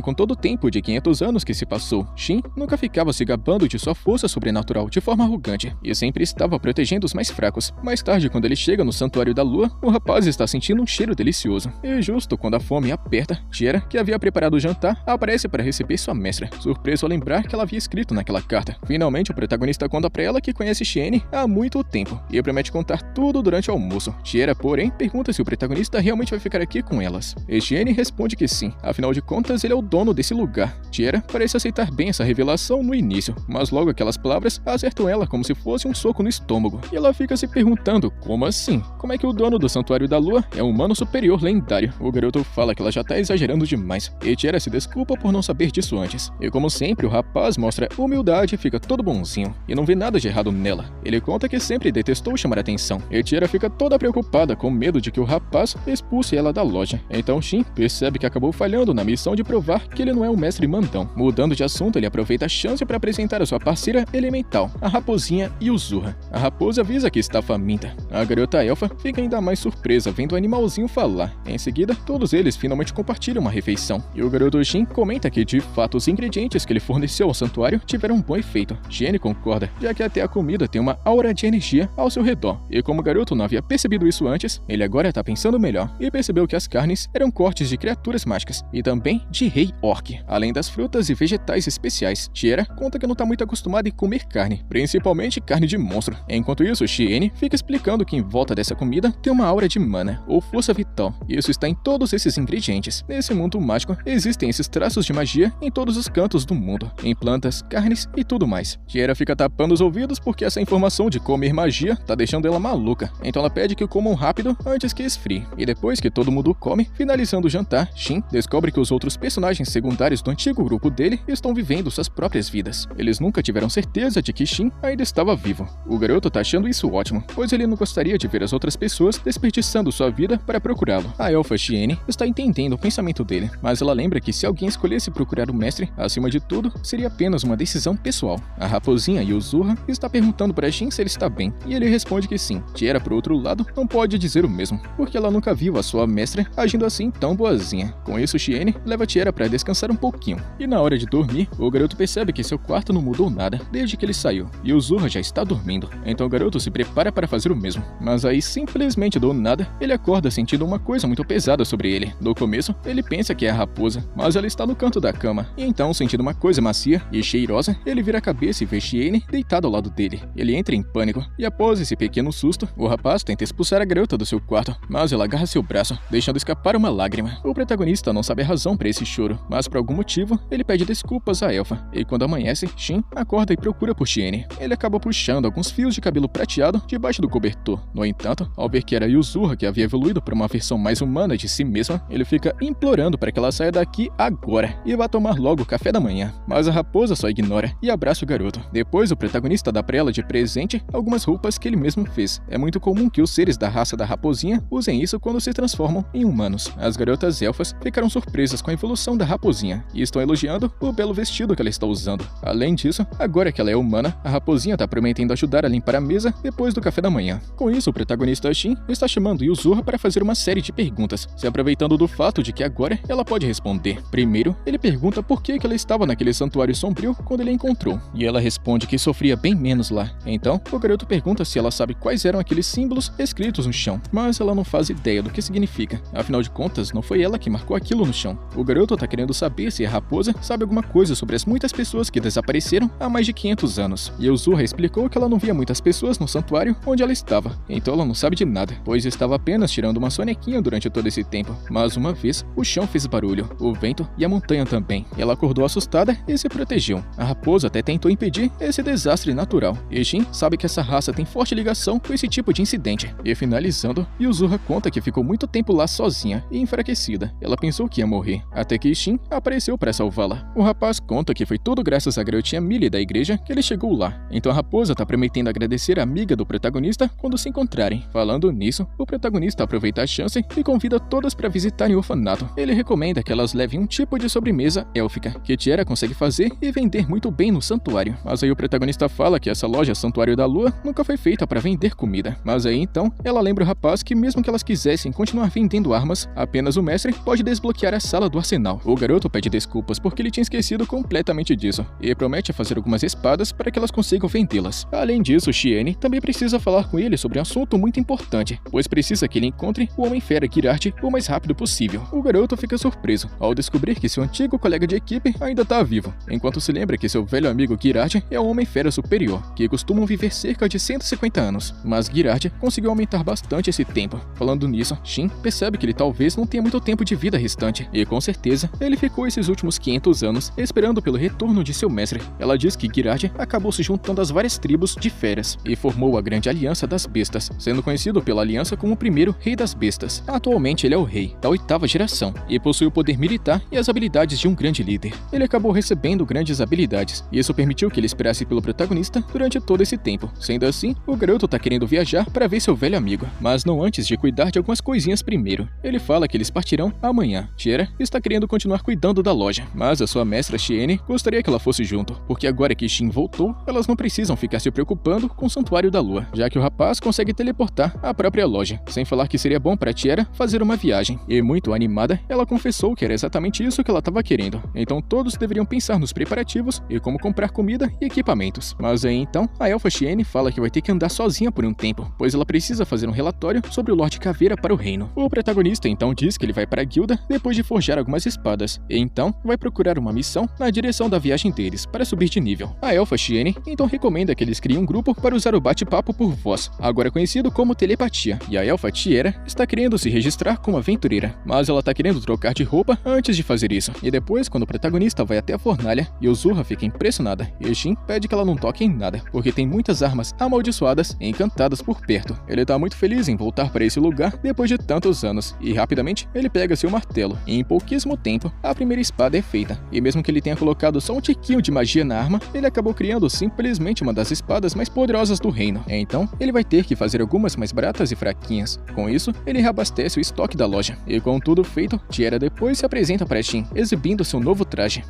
No dia seguinte, a garota elfa tá tão feliz por finalmente poder sair da loja que acaba impressionando o protagonista com sua grande animação. Então ela pergunta o que o rapaz achou da sua roupa de aventureira. E sem pensar muito, ele responde que de fato é uma roupa de muito respeito. E desconfiada da resposta dele, Tiara tenta agir naturalmente, dizendo que precisam comer agora. E o garoto vai pagar tudo como punição por ter espionado a roupa de uma dama. Ao chegarem na cidade, Tiara ficou impressionada com a quantidade de pessoas e perguntou se isso daqui é normal, já que esse lugar estava tão lotado que deixou ela chocada. O garoto Shin respondeu que hoje parece ter menos gente, e vendo a elfa muito animada, ele brincou dizendo que ela deveria ter cuidado para não se perder no meio de toda a multidão e lojas. E a garota se sentiu ofendida, como se estivesse sendo tratada como uma criança. Logo, ele avisou que antes de mais nada, eles deveriam concluir suas tarefas e depois teriam algum tempo para passear pela cidade. Então Tiara puxou o protagonista pelo braço em direção à guilda, e ele deu um sorriso, lembrando de que apenas alguns dias atrás, ela tinha medo até mesmo de sair de casa. E apesar de ter puxado o garoto até a guilda, ela na verdade não faz ideia de onde é que fica a guilda de aventureiros. Então o rapaz ficou rindo e decidiu guiá-la pela mão na direção certa, e de mãos dadas com o protagonista, a garota se sentiu envergonhada. E ao chegar na guilda, o protagonista viu no cartão dele que havia subido do nível G para o nível E, mesmo sem ter concluído nenhuma missão. A recepcionista Celica lembrou que ele havia derrotado um cabeça de caveira de alto nível e outra horda daquela raça. E como a guilda confirmou que aquilo realmente aconteceu, eles decidiram promover o rapaz. Celica disse que que queria promover o garoto diretamente para o ranquear, mas pelo visto os outros aventureiros não teriam gostado muito da ideia. Então, a recepcionista perguntou sobre o relacionamento entre Shin e a garota elfa ao lado dele, e o rapaz explicou que eles haviam decidido viajar juntos por acaso, e que ela veio se registrar como membro da guilda. E sem nenhuma enrolação, a recepcionista perguntou se ela era por acaso a namorada de Shin, pois ouviu dizer que os dois estavam de mãos dadas na cidade, e de um jeito ousado, ela comentou que era realmente muito difícil resistir a um rostinho tão bonito. Então Shin tentou mudar de assunto e pediu informações sobre os lugares sagrados que supostamente haviam sido destruídos durante a Grande Queda há 200 anos. A recepcionista Celica ficou lamentando por não poder dar nenhuma informação sobre isso a alguém de rank baixo, afinal de contas a guilda proíbe que essas informações vazem. O rapaz aceitou numa boa e perguntou se havia algum trabalho que ele pudesse fazer no caminho da nova aventura. A garota atendente então recomendou uma escolta para uma carruagem até um posto de controle. Shin e Tiera aceitaram a proposta, e a recepcionista Celica ficou informando que a carruagem sairia essa tarde, quando o sino tocasse 3 vezes. E já que eles ainda tinham algum tempo antes do início da missão, Shin deu a ideia de um passeio pela cidade até a igreja, e eles aproveitaram para visitar as lojas e padarias locais. O rapaz parecia feliz em compartilhar esse momento de diversão com Tiera, e ao chegarem na igreja, viram Rasha na entrada, e Tiera se apresentou como funcionária do Santuário da Lua. A freira ficou encantada ao saber disso, e fica ainda mais impressionada ao descobrir que a elfa era aprendiz do protagonista. A garotinha Millie estava querendo saber tudo sobre a vida do mestre como se fosse uma verdadeira fã. No orfanato, a garotinha não conseguia segurar a emoção ao rever Yuzura depois de tanto tempo. Então todas agradeceram a Shin por garantir que o orfanato não fechasse, tornando Rasha a próxima sacerdotisa da igreja. O protagonista perguntou onde é que o lanceiro Aves pode ter ido, e elas informaram que ele havia ido atrás de um outro cara porque os nobres ainda não desistiram de tomar o controle desse local. Shin está recomendando uma investigação, pois ninguém ainda conhece as intenções do padre. Ele entrega itens encantados com vários tipos de magia para as meninas, como um talismã. Em seguida, as outras crianças do orfanato chegaram no quarto ao saberem do retorno de Shin e cercaram ele, convidando o protagonista para brincar. No entanto, Tiera não parecia tão à vontade quanto o rapaz, pois as outras crianças agarravam ela como se fosse um tipo de brinquedo ou uma boneca elfa. E depois de se despedir, Rasha pediu desculpas a Tiera por toda a confusão causada, e para a garota elfa não era nada demais, e que agora ela aprendeu a lidar com crianças, já que nunca havia brincado com uma antes. Rasha está dizendo que aquelas crianças eram maravilhosas e que por isso ela vai fazer de tudo que puder para proteger esse orfanato. Mas aí então seu discurso é interrompido quando do nada ela morde a língua. Depois de um tempo, o cartão da guilda de Tiera estava pronto. Então ela ficou toda contente ao ver a sua chave de classificação escrita nele. Em seguida, o protagonista avisou que chegou a hora de trazer o Santuário da Lua com eles, e Tiera ainda não parecia saber exatamente o que aquilo significava. Com isso, ele mostrou um cristal que até a grande qualidade de corte impressionou Tiera, e esse diamante era encantado com o poder de teletransporte, sendo um item que levava na mesma hora até um local registrado, e que eles usariam isso para chegar no santuário. Tiera lembrou que o protagonista era realmente impressionante, tirando todas as soluções e itens raríssimos do bolso, até mesmo conjurando uma magia perdida como o teletransporte, mas ela lembrou que já deveria estar acostumada com isso. Afinal de contas, o protagonista era simplesmente um humano superior. Nesse momento, ele ativou o teletransporte, fazendo com que os dois caíssem em um vórtice espacial e fossem levados até o Santuário da Lua. E chegando lá, o garoto não perdeu tempo e usou a habilidade da loja, que desapareceu, deixando Tiera cada vez mais impressionada. O garoto Shin mostrou para ela o santuário transformado em um amuleto, no modo de teletransporte, e em seguida, eles seguiram para o local de trabalho. Ao se aproximarem da carruagem, ele perguntou ao homem lagarto se aquela era a carruagem da missão da guilda. Ele disse que eles eram os aventureiros que se juntariam à jornada. Logo em seguida, o homem dragão se apresentou como Gaian, e a garota que surgiu do topo da carruagem se chama Tsubaki. Então, o comerciante barbudo chegou e agradeceu aos seus novos guardas por acompanharem ele nessa viagem. E com todos a bordo da carruagem, a jornada começou. E enquanto isso, no castelo do reino, o rei foi informado de que o Santuário da Lua havia desaparecido, e eles estão lamentando a perda de uma estrutura que conseguiu sobreviver à Grande Queda há 200 anos, um lugar que nem mesmo seres mais poderosos conseguiram invadir, tudo devido à grande energia mística da loja, e toda sua tecnologia perdida levaram a princesa a perguntar se alguém sabia onde estava Shiene. Um informante disse que ela estava a caminho do castelo e que deveria chegar ainda hoje. Por outro lado, a princesa está lembrando de que eles ainda não tinham informações o bastante para decidir o que fazer, e por isso o mais certo seria esperar pela chegada de Shiene, e todos, inclusive o rei, concordam. E voltando para a missão de escolta, o protagonista está perguntando para os outros aventureiros se eles já haviam matado algum monstro, e Tiera se assusta com a conversa, e o protagonista, vendo sua reação, explica para ela que trabalhos de escolta realmente são perigosos, e que é mais provável ser atacada por bandidos do que por monstros. A garota Tsubaki está dizendo que ela é sempre subestimada por causa de seu tamanho, mas sempre cumpre suas missões com facilidade. Dito isso, o protagonista está querendo saber como cada um deles luta, para que possam criar estratégias caso alguma coisa aconteça, e logo, o homem-lagarto chamado Gaian revela ser um samurai de rank A, inútil com magia, mas uma fera indomável usando katana. A garota Tsubaki, por outro lado, é uma lutadora, e Tiera conta ser capaz de lançar feitiços de suporte para aumentar a velocidade, e também revela ser uma alquimista, mas também entende um pouquinho de arco e também espada, e ela diz que acabou de entrar para a guilda, e ainda é de nível baixo, mas pode utilizar feitiços de cura simples. Por fim, o protagonista revela ser também um samurai, mas de rank mais baixo, e que ele também é capaz de conjurar feitiços de fogo e relâmpago. Ele também mostra Yuzuha, apresentando ela como um monstrinho respeitável. Ele diz também que os dois possuem um laço de contrato, e o aventureiro Gaian acha curioso e muito estranho um samurai conseguir usar magia, enquanto Tsubaki se pergunta se o protagonista nasceu em Hinamoto, já que a maioria dos samurais é de lá, e de fato, a maioria das pessoas de lá são guerreiros, ou cavaleiros que possuem habilidades especiais, então aqueles que se tornam samurais geralmente são arrogantes. Ainda assim, os pré-requisitos para se destacar nessa classe é ser bem porradeiro, então é bem estranho que alguém chegue assim do nada falando que tem capacidade de lançar feitiços. Mesmo assim, o garoto Shin tenta convencer Tsubaki de que ele e Yuzuha são poderosos, enquanto Gaian está dizendo que Hinamoto é uma ilha única, lar de várias sedes de guildas de samurais e ninjas. Desde então, a nação foi construída ao redor dessas guildas, criando um lugar que respira o estilo ninja e samurai. Ao ouvir isso, o protagonista fica impressionado com a existência de um país inteiro que também é baseado em guildas. Mas então, do nada, a carruagem para, e do lado de fora, alguns bandidos cercam os aventureiros e o velho mercador. Os criminosos estão dizendo ao mercador que entregue todo o dinheiro da carga, caso contrário, todos eles morrerão. Shin diz ao velhote para entrar na carruagem e manda Yuzuha cuidar dele, enquanto os aventureiros lidam com os inimigos que estão espreitando atrás da carruagem. A garota Tiera está se lembrando daquela pergunta de antes, se ela já havia matado alguma coisa antes. Ela então acalma o pulso e percebe que a hora é agora, ou então pessoas podem ficar em perigo. O líder dos bandidos faz um pedido ousado, pedindo que eles deixem a garotinha ruiva para ele, enquanto outro cara diz que vai fazê-la chorar e gritar, porque esse é o jeito favorito dele de passar o tempo. E escutando cada palavra, Shin demonstra um profundo ódio por aqueles homens. Tiera fica preocupada vendo o protagonista exalar uma energia de sede de sangue. Olhando ao redor, ela percebe mais bandidos escondidos na floresta. O homem-lagarto Gaian dá o primeiro e único aviso, falando que vai deixar os criminosos em paz, caso eles recuem. Mas então os bandidos dizem que descobriram que o samurai estava acompanhado por vários outros aventureiros de rank baixo. Portanto, embora Gaian seja de patente A, ele não vai ser capaz de proteger e lutar sozinho. E escutando isso, o grupo de aventureiros do protagonista está confuso sobre como os bandidos conseguiram informações sobre eles. E Shin está prometendo arrancar a verdade deles. Mas do outro lado, os bandidos estão ansiosos para massacrar os inimigos e deixar a ruivinha por último. Mas então do nada uma flecha passa raspando em um deles e atinge outro bandido lá atrás de uma árvore. Outra flecha derruba mais um homem. Então o chefe da gangue ordena que o grupo mate os aventureiros. Tsubaki vai enfrentar seu primeiro inimigo com a espada e já fica pensando que esse cara com certeza está subestimando ela. Então a garota usa isso a seu favor e lança um ataque de aprimoramento físico, uma técnica muito poderosa e avançada para a patente rank que ela tem atualmente. A garota aplica um soco no estômago e arremessa o oponente para longe, e em seguida Gaian fatia a espada de outro oponente com um único golpe, e misteriosamente o homem cai. O homem-lagarto então diz que já sabe que a espada do líder dos bandidos é mágica, mas ele avisa que a sua é muito superior. Em outro canto, Shin está enfrentando o ataque de dois inimigos, mas derrota eles com facilidade, sem deixar ninguém ao seu lado.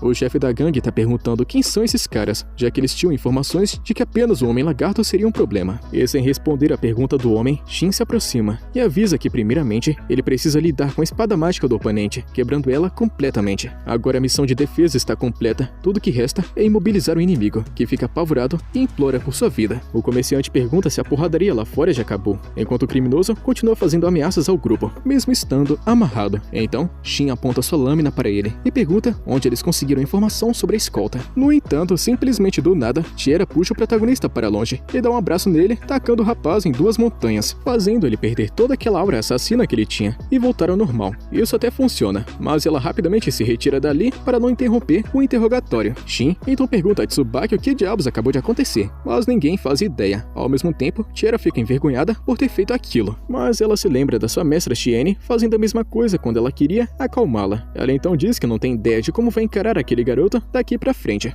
Então, após o ataque que sofreram, é explicado que os bandidos estavam procurando por produtos ligados à igreja, mas eles não foram informados exatamente do que deveriam buscar. Tsubaki não entende exatamente por que eles aceitariam um trabalho sem saber o que envolveria, mas o Homem-Dragão conta que talvez a missão deles fosse matar todo mundo e levar a carruagem inteira, o que assusta a garota elfa. Dito isso, o protagonista se lembra de que as freiras estavam precisando do reconhecimento oficial da sede da igreja para que o próximo padre assumisse o cargo. Então ele suspeita que alguém poderia estar tentando impedir isso. De qualquer forma, o garoto reconhece que continuar essa viagem era a melhor escolha possível. Ao chegarem na cidade, o comerciante agradeceu os aventureiros pela escolta e entregou certificados de conclusão para que levassem à guilda. Ele já está contando com a ajuda deles caso fosse necessária mais uma nova escolta. E após a conclusão de todos os documentos e também avisarem sobre o ataque que sofreram, o Homem-Dragão e também Tsubaki vão seguir sozinhos a partir de agora, enquanto Shin e Tiera vão seguir para outro destino. Assim, os dois grupos se despediram. O protagonista perguntou como é que eles continuariam a jornada, considerando que a próxima missão em cidade ficava bem longe. E mudando de assunto, ele tá muito interessado para ter sua própria carruagem. Ele leva a ideia adiante e vai até uma loja comprar uma carruagem. Mas como todas elas parecem muito simples, o rapaz tá querendo dar um toque único ao veículo, com algumas modificações básicas, especialmente para reduzir a vibração e melhorar o movimento das rodas. Tiera estava preocupada que o garoto quisesse enfeitar a carruagem, adicionando asas ou algum outro tipo de coisa maluca, tipo turbina mágica. Então ela fica mais tranquila quando ele diz que seu plano era mais simples, fazendo alterações mais discretas no veículo. A ideia principal é não chamar atenção, e com isso em mente, decidem escolher uma carruagem grande o bastante para que possam dormir dentro, e também guardar toda a bagagem. E assim, eles informam ao comprador todos os requisitos, e o vendedor pergunta se já providenciaram os cavalos para puxá-la, de preferência muito fortes, pois não se trata de uma carruagem leve. Shin então fala sobre rumores de algumas pessoas que utilizam monstros para fazer esse trabalho, e o vendedor confirma que isso é verdade, e de fato é o caso, e é muito mais eficaz sabendo da incrível força dos monstros. Mas acontece que a pessoa precisa ter uma habilidade de domar a criatura se quiser realizar essa função sem causar problemas ou colocar vidas em risco. E confirmando toda essa informação, Shin fica muito animado para resolver esse caso e arranjar sua própria besta mágica para puxar o veículo. E como último recurso, ele tá pensando em pedir para Yuzurra que puxe a carroça, mas a raposa não parece estar muito afim disso não. Nesse momento, o garoto recebe uma ligação telepática de Shiene, dizendo que ela resolveu seus assuntos no reino. O rapaz então conta que comprou uma carruagem e que agora precisam de cavalos para seguir viagem. E como ela vai chegar nessa cidade em até um dia, ela se oferece para capturar um monstro no caminho para ajudá-lo. Além disso, ela informa que o castelo está muito preocupado com o desaparecimento do Santuário da Lua. Mas de qualquer jeito, ela acha que é muito bom que eles se acostumem com esse tipo de coisa, pois não quer ficar sempre dependendo do que eles pensam ou deixam de pensar, já que os ricos e nobres sempre ficam bajulando ela. Shiene está se esforçando para continuar do lado do reino, mas realmente odeia trabalhar para eles com todas as suas forças. O protagonista pensa que deve ser difícil para a garota, especialmente porque qualquer homem rico se esforçaria bastante para recrutar uma mulher poderosa como ela. Tem até uma história de uma nação que queria roubar o Santuário da Lua para si, e considerou seriamente aniquilar todo o reino só para conseguir isso. Muitas pessoas tentaram capturar a elfa de diversas maneiras, sempre tentando tomar seus poderes junto com o Santuário da Lua, mas até agora ela conseguiu se livrar de todos esses idiotas. Shin está suspeitando que esses problemas, especialmente com aqueles que tentaram se casar com ela, sejam riquinhos que estão loucos para ter poder, mas ele reconhece que a garota possui uma beleza em comum, que também ajuda os homens a ficarem malucos, e essa com certeza é mais uma razão pela qual ela é tão desejada. Shin comenta que está com ciúmes de toda a fama que Shiene ganhou, e ele confessa sem hesitar que ela é muito bonita, deixando a elfa envergonhada, e finalmente ela pede que avisem onde é que vai ser o ponto de encontro. Dito isso, ela desativa a comunicação telepática, e Tiera parece encantada com alguns itens que encontrou em uma pequena loja na rua. O protagonista tá pensando que é uma boa ideia dar uma volta no lugar antes de ficar em alguma pousada, porém a vendedora pergunta se eles não são dessa cidade, e ela recomenda um bom lugar para eles passarem a noite. No final da tarde, eles chegam a um lugar extremamente chique, e já imaginam que não vai ser barato. Ao chegarem na recepção, o funcionário pergunta se os dois querem dividir a cama, e eles respondem surpresos que preferem quartos separados. E no final, eles acabam gastando quase metade do pagamento com a hospedagem dessa noite. Mas Tiera gosta de pensar que às vezes eles poderiam se dar esse luxo. E falando em luxo, é exatamente isso que o protagonista encontra ao entrar no seu gigantesco quarto. E Yuzurra não perde tempo, se deitando na cama e assumindo uma forma mais humana para conversar. O garoto aproveita o tempo até o jantar para fazer a manutenção de suas armas. Tiera então entra no quarto do rapaz e pergunta se ele informou sua mestra sobre o local deles. Ele confirma que sim e pensa em jantar com todas aqui no quarto. Após a refeição, eles ficam satisfeitos e Shin pergunta a Yuzurra se ela vai se transformar em raposa novamente, mas ela não responde. Tiera diz que vai tomar um banho e a raposa elemental pede pra ir com ela. A elfa não tá vendo problema nenhum nisso, e então a raposa puxa ela para o banheiro. Mas acontece que esse daqui é o banheiro do quarto do protagonista, em vez do dela, e com isso, Shin continuava com a manutenção de seus equipamentos, até escutar a raposinha falando sobre como Tiera tem 2 montanhas macias e fofinhas. A elfa tá pedindo à raposa que solte ela, e o rapaz fica todo frenético, escutando tudo isso. E para tirar esse momento da cabeça, o garoto se distrai olhando pela janela. Enquanto isso, no meio da noite, Cheyenne acaba encontrando uma besta mágica gigantesca, e acredita que ela vai sim resolver o problema. No dia seguinte, o protagonista acorda com Yuzurra em seu rosto, e acaba entendendo por que ele não estava conseguindo respirar. Ele planeja trabalhar na carruagem até a chegada de Cheyenne, com o animal mágico, e começando pelos eixos, ele adiciona molas para reduzir a vibração, usando sua habilidade de artesanato para trabalhar com metal. Tiera fica impressionada com a rapidez que o garoto faz tudo, então decide trabalhar na carruagem de um jeito mais básico, para evitar chamar muita atenção. E usando telepatia, Cheyenne está avisando sobre sua chegada na cidade, estando na floresta, a caminho da saída do portão norte. O garoto então deixa o trabalho braçal para lá, e usa sua magia para terminar o serviço rapidamente, e encontrar sua amiga no caminho. Ele sente uma forte presença logo à sua frente, e Tiera fica preocupada, mas Shin consegue acalmar ela. E mais à frente, eles se deparam com um lobo branco gigantesco, de nível 751, e o protagonista comenta que o nível máximo normal para essa espécie é 650, mas a julgar pelo chifre, esse daqui é um raro. E como prometido, Cheyenne tá apresentando o monstro que vai puxar a carroça, e o protagonista pergunta onde é que ela encontrou esse monstrengo gigante. Cheyenne diz que encontrou ele na Montanha Sagrada, e enquanto o lobo tá cheirando Tiera de perto, isso a deixa assustada. Cheyenne tá falando que se for para puxar a carroça, vai ter que ser uma besta da classe das bestas sagradas, mas o protagonista tá achando que essa criatura é um pouco demais para esse trabalho. Então Cheyenne diz que imaginava que ele diria algo assim, então pede ao lobo que encolha, e explica que ele pode se encolher ainda mais, o que vai ser muito útil se eles estiverem em missão secreta. Shin não esperava que uma criatura de nível tão alto fizesse esse tipo de trabalho. Cheyenne tá achando muito estranho o jeito do seu mestre, pensando que ele não gostou do presente, e triste, ela baixa a cabeça perguntando se eles não gostaram do que ela se esforçou para trazer. O garoto dá uma aliviada na situação e muda de assunto, dizendo que é muito legal ter um lobo desse tipo. Enquanto isso, Yuzurra começa a ter uma conversa com o lobo em sua própria língua sagrada, e confirma que o lobo está disponível para o que eles precisarem. O protagonista tá achando muito interessante que as duas criaturas possam conversar, então Shin pergunta o nome do lobo. Ele tá pensando em dar um pra ele, com algo relacionado a raios, porque ele usa habilidades de trovão e ilusão. Finalmente, todos partem na carruagem puxada pelo lobo, em direção à próxima cidade, em busca do seu velho amigo Girard. Assim que eles partem, o lobo dispara em uma velocidade absurda, destruindo toda a ideia de não chamar a atenção. Ainda assim, as configurações que o garoto fez na carruagem impedem que o veículo fique tremendo, deixando eles mais confortáveis, superando até mesmo uma carruagem da realeza. Enquanto isso, Yuzurra fala com o lobo sobre sua infância brilhante, e descobre que ele e sua mãe governavam juntos a Montanha Sagrada, mas um aventureiro chegou e derrotou sua mãe, restando apenas o filho. O protagonista, Shin, então tá sentindo remorso por ter feito coisas semelhantes a essa durante o jogo, e Yuzurra também diz que o lobo correu mais rápido que pôde, e acabou sendo resgatado por uma mulher elfo, e depois disso, ele trabalhou duro para ficar mais forte e voltar à Montanha Sagrada. Dito isso, Tiera tá entendendo por que a besta sagrada não foi ofensiva com ela antes, já que um elfo foi responsável por resgatá-la. Na verdade, o lobo comenta que se juntou a eles devido ao cheiro familiar que Tiera tem, e todos ficam chocados com isso, porque foi realmente Tiera quem salvou esse lobo no passado. Ela se lembrou de ter salvado um cachorrinho quando criança, mas não sabia que ele estava na sua frente depois de todo esse tempo, pois havia sido há mais de um século. E assim, Cheyenne, que atualmente é mestra do lobo, está querendo transferir a posse para Tiera. Então, eles param para realizar o feitiço de contrato, e o primeiro passo é Cheyenne quebrar seu vínculo com a criatura. E após completar essa etapa, Tiera se aproxima para realizar a união com o lobo. Ela toca seu focinho e expressa seu desejo de caminhar ao seu lado. Essa técnica acaba criando marcas ao redor do corpo do lobo, selando assim um contrato entre os dois. Mas Tiera é muito afetada pelo feitiço e quase desmaia. Shin consegue segurá-la antes que ela caia, e parece que ela realmente perdeu todas as forças, mas ficará bem depois de descansar. Enquanto eles estão acampando, Tiera passa sua primeira noite dormindo com o lobo mágico, e Yuzurra está em seu colo. O protagonista pergunta se Cheyenne deixou o lobo com ela para protegê-la. Ela responde que sim, porque em breve Tiera vai ter que escolher seu próprio caminho, e será muito bom ter um lobo sagrado desse nível ajudando ela. O protagonista comenta que o fato de Tiera conseguir invocar um monstro poderoso quando quiser deixa sua cabeça despreocupada. Ele aproveita a chance para comentar que faria o mesmo por Cheyenne, então o garoto toca em seu ombro como agradecimento, dizendo que sempre foi para ela que ele ia pedindo ajuda quando precisava de alguma coisa. E envergonhada, a elfa responde que ele sempre pode contar com ela quando precisar.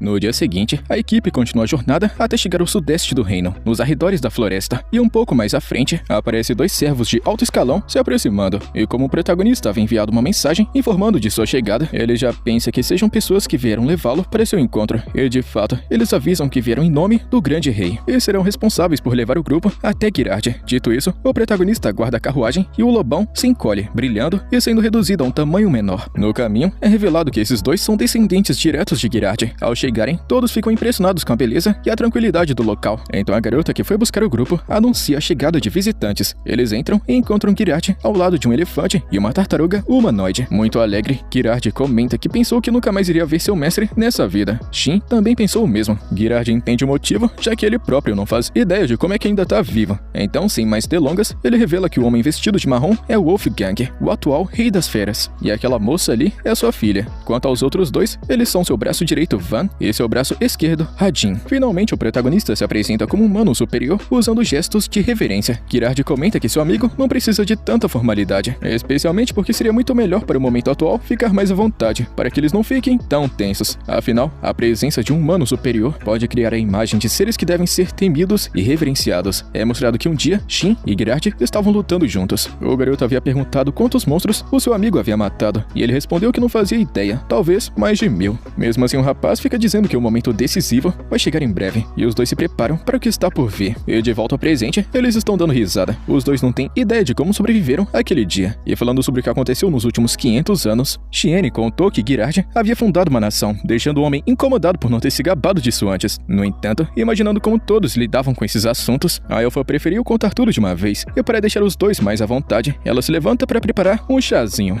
Girard comenta que suas histórias de heroísmo terão que esperar, portanto, ele quer ouvir a história da vida do protagonista. E após uma longa conversa, o primeiro rei das feras entendeu por que não conseguia encontrar o seu mestre em lugar nenhum. Logo, Girard se abre e confessa que vai morrer em breve, provavelmente dentro de um mês. E algumas semanas atrás, ele sentiu que alguma coisa estava errada, e quando Chien contou sobre o protagonista, ele teve certeza. Ele sente que o tempo começou a fluir novamente. Era como se ele esperasse o retorno de seu mestre apenas para morrer. Ele se vira para o rapaz e desafia o humano superior para um duelo. Ao mesmo tempo, Chien surge na conversa por detrás da parede e pergunta se o homem quer morrer em batalha como um guerreiro. Sem hesitar, Girard revela que sim, pois o seu amigo é o guerreiro mais forte que ele conhece e gostaria de ver como sua força de vontade iria se sair contra um oponente tão poderoso. Um pouco relutante, o garoto Shin aceita o desafio e a garota elfa tenta conter as lágrimas. O protagonista pergunta se todos dessa nação já sabem sobre a morte dele. Ele explica que já contou para todo mundo e que vai fazer o duelo mesmo assim, pois ele não quer esconder nada de ninguém. Dito isso, Girard acredita que Van e Raidin entenderam o que ele realmente queria, pois lutaram juntos desde o desaparecimento de Shin. Eles eram da raça dos Homens-Feras que viveram mais tempo, mas os 3 estão velhos agora, portanto, é hora dessa nação se libertar da influência deles. Shin comenta que ouviu dizer que o Wolfgang é um governante excepcional, e Girard concorda, lembrando sua dedicação ao seu povo, e portanto, um ótimo sucessor para liderar o território. A noite cai e Girard junta seus fiéis subordinados para um anúncio pessoal,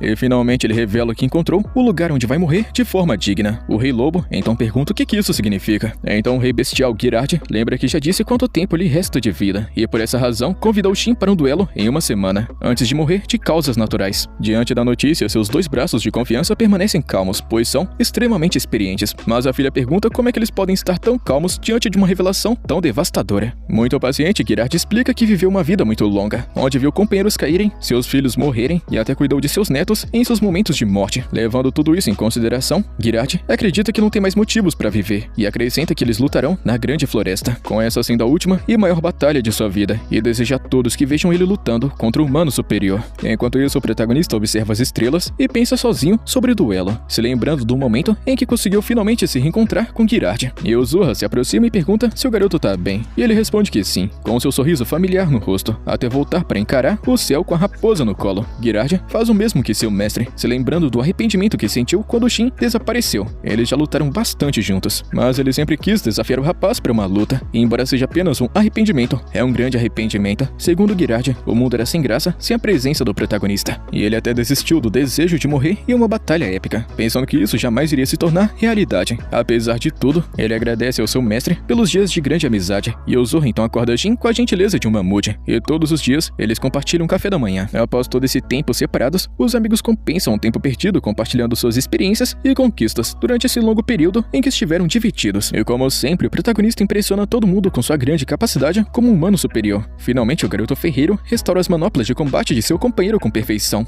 E a delicadeza da arma tá trazendo de volta memórias antigas. O experiente guerreiro agradece ao jovem rapaz por essa grande façanha, e em seguida se lembra de que amanhã é o grande dia. Embora não seja da sua conta, ele tá querendo saber se o rapaz iria deixar Chien pra trás caso encontrasse um jeito de voltar para seu mundo. E se lembrando de cada momento que passou com sua grande amiga elfa, o garoto responde que sim, surpreendendo Girardia. Chien revela que esse é o grande motivo pelo qual está lutando, e que adoraria que houvesse uma maneira de resolver tudo de uma vez, tanto para ele, tanto para os outros. Assim como pensava quando era mais novo, o velhote Girardia conta que também carregava esse sonho impossível, de simplesmente varrer tudo pela frente e alcançar o final feliz, onde todo mundo iria se sair bem. Mas ele mesmo dá uma risada e corta essa ideia, admitindo que a realidade tá bem longe disso. Ainda assim, ele deixa claro, tá ansioso para a luta de amanhã. E o garoto Chien tá na mesma vibe. Quando o grande dia finalmente chega, Girardia aparece pronto, de corpo e alma, preparado para sua última batalha. Ao chegarem no local combinado, o garoto Chien chamando o aviso para controlar qualquer tipo de magia que saia da área da luta. E Chien garante que tá tudo sob controle. Do outro lado, a galera só observa, e o lobão e a raposinha, e também o resto do pessoal, estão desejando boa sorte. Enquanto isso, o Wolfgang agradece tudo que aprendeu com Girardia e deixa claro que vai assumir o reino a partir daqui. Até mesmo a filha dele promete que vai se tornar digna para esse legado. Então, sem mais enrolação, Chien e Girardia partem para cima. Os dois antigos companheiros começam a lutar, e só de olhar de longe já dá pra sentir o impacto absurdo dos golpes. O pessoal do Girardia até comentam que fazia muito tempo que não viam seu rei sorrir daquele jeito, e não é pra menos. O cara tá literalmente vivendo um momento que esperou a vida toda. Logo no começo da luta, os dois já começam a trocar golpes pesados, mas ao mesmo tempo, dá pra ver que eles estão curtindo bastante. É quase como se estivessem revivendo os velhos tempos. Do outro lado, o Wolfgang fica chocado. Ele não fazia ideia que o próprio rei ainda tinha uma força tão absurda assim. Mas tem um pequeno detalhe, tudo isso daí é apenas aquecimento. A galera fica sem acreditar. Tiera fica confusa, se perguntando como diabos isso ainda não é uma luta de verdade. Pelo visto, o protagonista vai ter muita dificuldade para derrotar Girardia. Enquanto isso, o Wolfgang está apenas querendo guardar aquele momento para sempre. Voltando para a luta, Girardia percebe uma coisa importante. Todas essas técnicas que ele criou para derrotar o protagonista simplesmente não estão funcionando. Mas ele não se abala, porque ainda tem uma carta na manga. Do nada, o cara se transforma em um lobisomem branco e manda real. Ele entende exatamente o que o protagonista está sentindo. Afinal de contas, na noite anterior, Chien havia dito que ia lutar é sério, mas sem utilizar os títulos absurdos que ele ganhou ao derrotar o chefão final, porque aquilo seria apelação demais. Girardia até entende, mas no fundo, ele queria enfrentar o garoto com tudo, porque essa é literalmente a última chance da sua vida. Então ele não segura mais nada, parte pra cima com tudo e o rapaz responde com magia. A velocidade de Girardia é absurda. Em um instante ele some e já aparece atrás de Chien, atacando com suas garras. O garoto quase vira picadinho ali mesmo, mas consegue escapar por pouco, só que não dá tempo nem de respirar. Girardia já ativa sua técnica suprema, uma massa gigantesca de energia que varre tudo, arrastando o protagonista por quilômetros. E mesmo assim, o lobo ainda alcança ele. Num piscar de olhos, já vem outro combo absurdo de ataques, e o rapaz se defende como dá. Nesse momento, o Chien percebe uma coisa. Girardia tá ativando várias habilidades diferentes sem parar. Isso levanta uma dúvida pesada. Quanto tempo esse cara treinou para chegar nesse nível? Mas aí, Chien finalmente admite para si mesmo. Ele ainda não tava lutando a sério. Pede desculpas mentalmente pro amigo e decide liberar tudo. Na mesma hora, Girardia abre um sorriso gigantesco e grita: "Era exatamente isso que eu queria." E então, os dois soltam seus ataques máximos ao mesmo tempo. O choque das habilidades explode tudo com um jeito absurdo, fazendo até quem tá de fora tremer. No meio disso tudo, Girardia força ainda mais e consegue quebrar a espada do protagonista. Agora sim, parecia que seria o último golpe, mas bem na hora de finalizar, o corpo de Girardia simplesmente falha. Ele cospe sangue e volta pra forma humana. Nesse momento ele já entende tudo. Esse é o fim. Enquanto isso, Chien ainda está em choque, já que por muito pouco ele quase foi derrotado aqui mesmo. E mesmo assim, Girardia sorri, porque pra ele, viver 500 anos só pra chegar nesse momento valeu completamente a pena. Mesmo enfrentando um humano superior e ainda tendo domínio do campo de batalha, Girardia finalmente realiza o maior desejo da vida dele.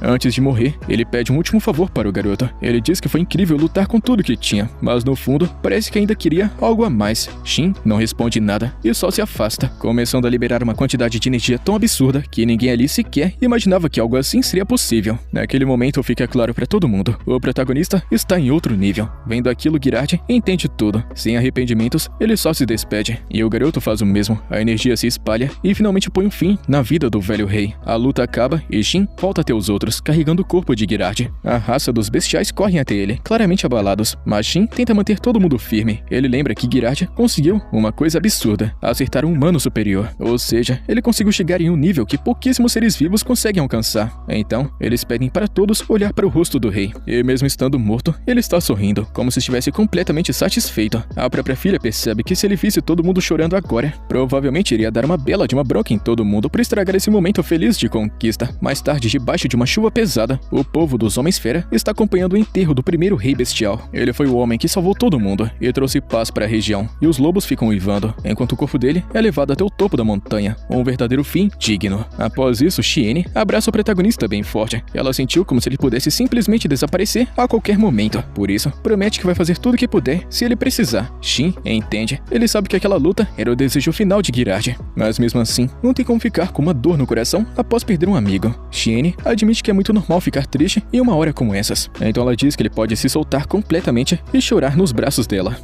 No dia seguinte, o grupo segue pela cidade e o protagonista percebe um detalhe curioso. As duas garotas estão com orelhas de gato. Elas explicam que isso daí é disfarce, já que os elfos chamam muita atenção. Aí então rola aquele momento clássico. E aí, o que você achou? E aí o protagonista manda real. Elas estão muito gatinhas, literalmente, e combina muito com elas. Enquanto isso, Tiera até comenta que nunca viu Chien agir daquele jeito. Seguindo o caminho, eles vão encontrar um velho conhecido, um dragão superior que já foi aliado do protagonista no passado. Ele até estava no funeral de Girard, representando uma nação aliada, e no meio da caminhada, Shin pergunta se ele virou algum tipo de rei igual Girard, mas Chien explica que não. Apesar de já ter sido imperador, ele largou tudo para viver livre, sem ficar preso ao título ou nobreza. Logo depois, ele se apresenta formalmente para o garoto Shin, como se ainda fosse servo dele, então fala que vai voltar a ser a lança dele nas batalhas. E o protagonista já corta isso na hora. Nada de ficar pagando de subordinado, as coisas mudaram, e ele não quer mais ser tratado como um mestre absoluto. Depois disso, eles explicam tudo o que aconteceu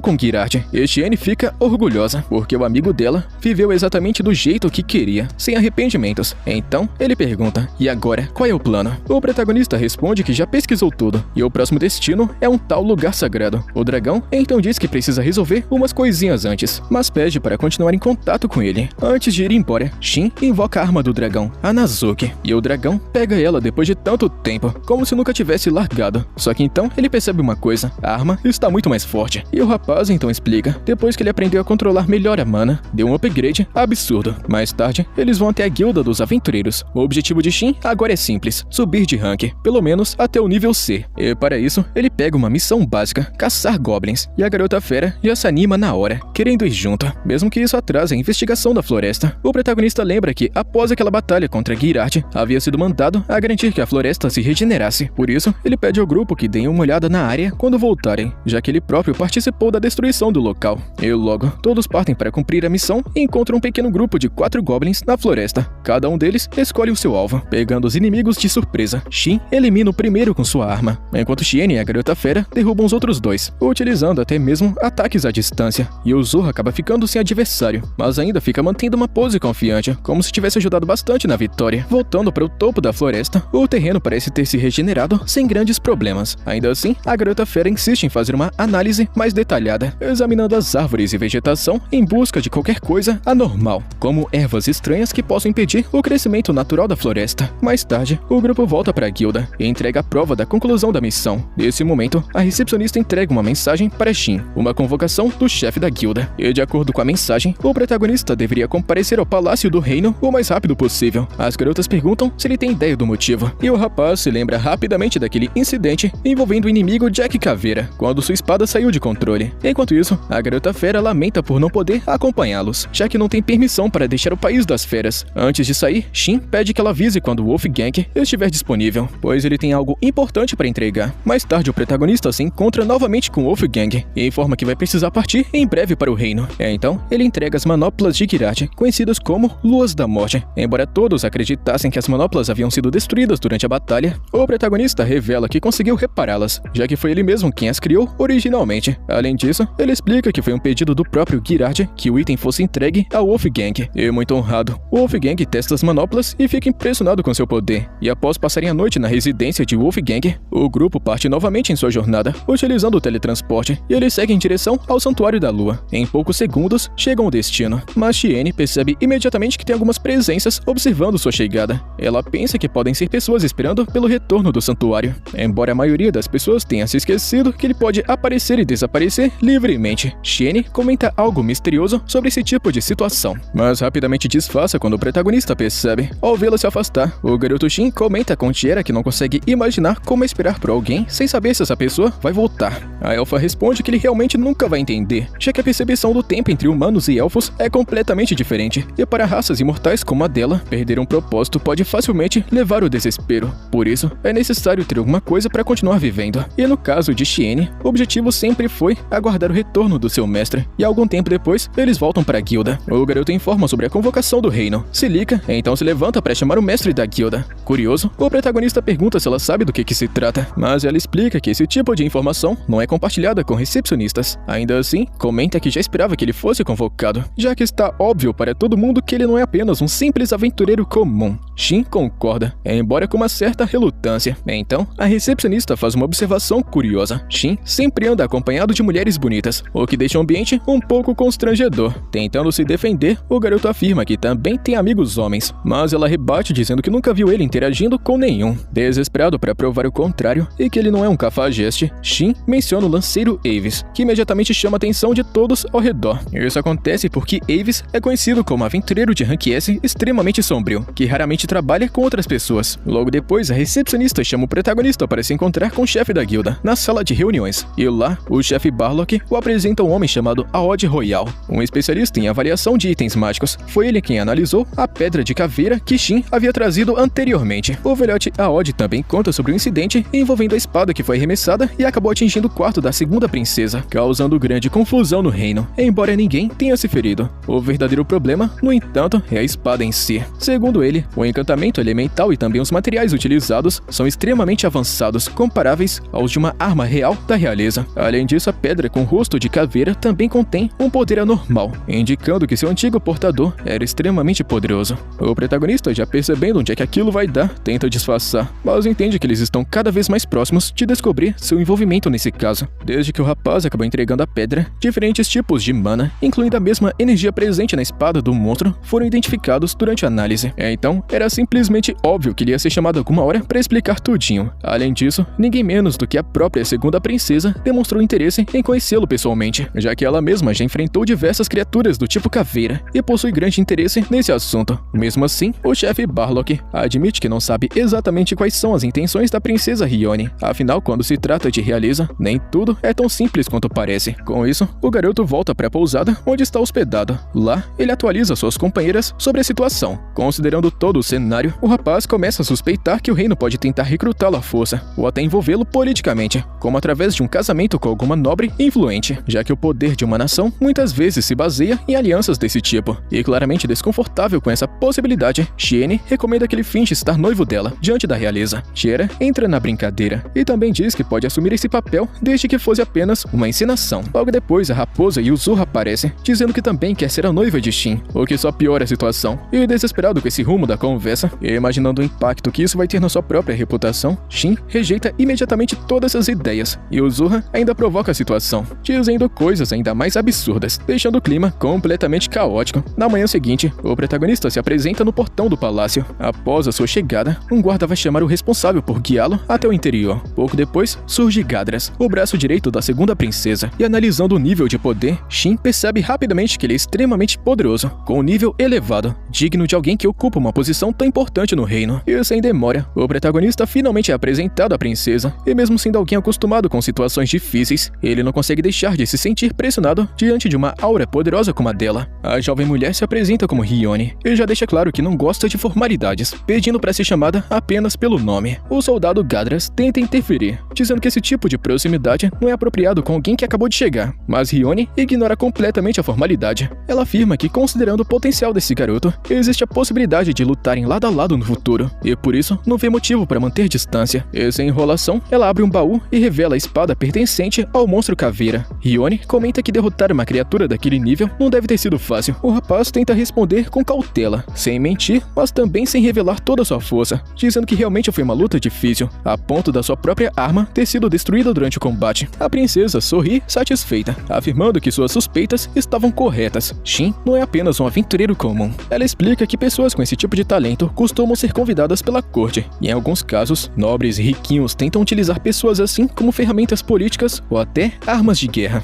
Algo que ela acredita não ser o caso do protagonista. E confuso, ele não entende como suas ações poderiam levar alguém a pensar isso. A princesa então revela que possui uma habilidade especial de intuição, que torna seus julgamentos extremamente precisos, praticamente impossíveis de errar. O soldado Gadras completa falando que a carta de recomendação do Santuário da Lua foi essencial para confirmar a confiança do protagonista, já que esse é um local altamente respeitado. Encerrando o assunto de forma direta, a princesa Hiyone decide ir ao ponto principal. Ela desafia Shin para um duelo, e ao mesmo tempo, em outra parte do palácio, o homem de repente é atacado por uma sombra misteriosa.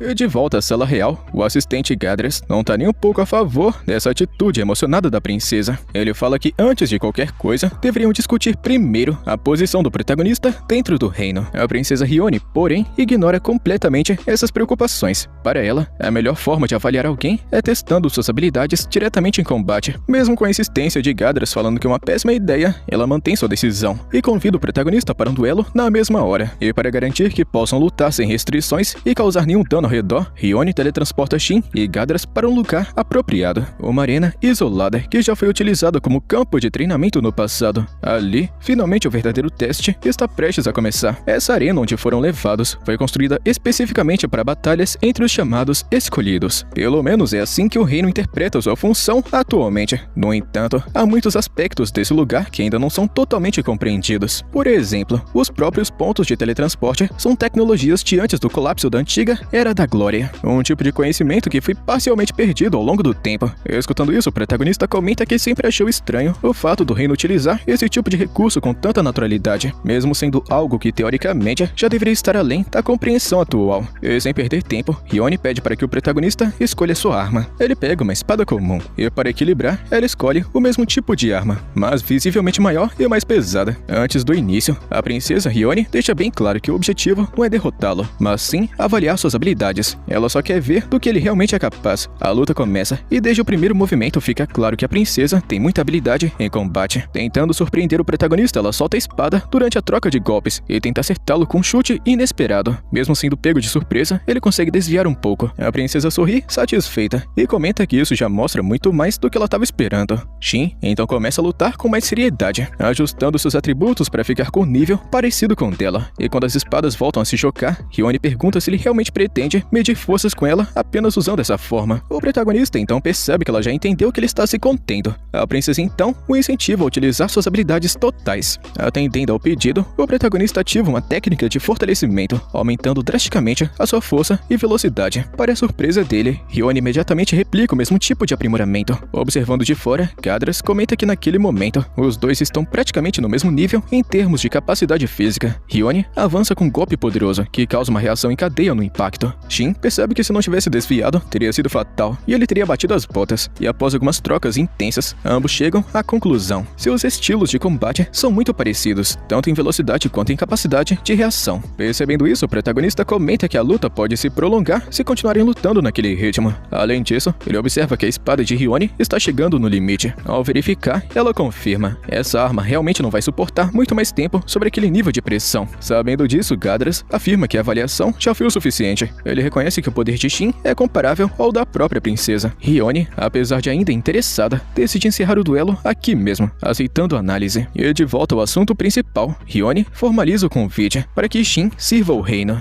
Sem hesitar, ele recusa. Ela tenta convencê-lo, oferecendo uma posição de alto nível, mas Shin explica que isso viria acompanhado de inúmeras responsabilidades, que é exatamente o tipo de coisa que ele está querendo evitar. Seu objetivo é continuar livre como aventureiro. Hiyone aceita a decisão, mas pede que ele avise caso mude de ideia no futuro. Nesse momento, Shin levanta uma dúvida. Por que ela trouxe a espada do Jack Caveira para esse duelo, sendo que nem chegou a usá-la? A princesa então explica tudo. Naquele reino, existe uma tradição curiosa. Quando um homem pede uma mulher em casamento, ele oferece a sua espada. E caso ele acabe traindo ela, essa mesma arma deve ser utilizada contra ele. Shin acha isso um tanto quanto bizarro. A princesa Hiyone diz que hoje em dia é apenas um tipo de formalidade, mas admite que considerou a espada que invadiu seu quarto como um possível presente de casamento. Confuso, o protagonista pergunta se isso significa que ele, sem querer, acabou pedindo ela em casamento. Hiyone responde que tecnicamente sim. Ele tenta explicar que isso é tudo um grande acidente, e a princesa não insiste, pelo menos não diretamente. Gadras então revela um ponto mais sério. Algumas pessoas dentro do reino estão tentando utilizar esse incidente como justificativa para acusar Shin e forçá-lo a servir ao país. E para evitar esse tipo de problema, Hiyone está querendo tratar esse ocorrido como um tipo de presente legítimo. Assim, o caso não seria considerado um crime. Aproveitando a oportunidade, Shin aceita deixar a espada com ela, mas impõe uma condição.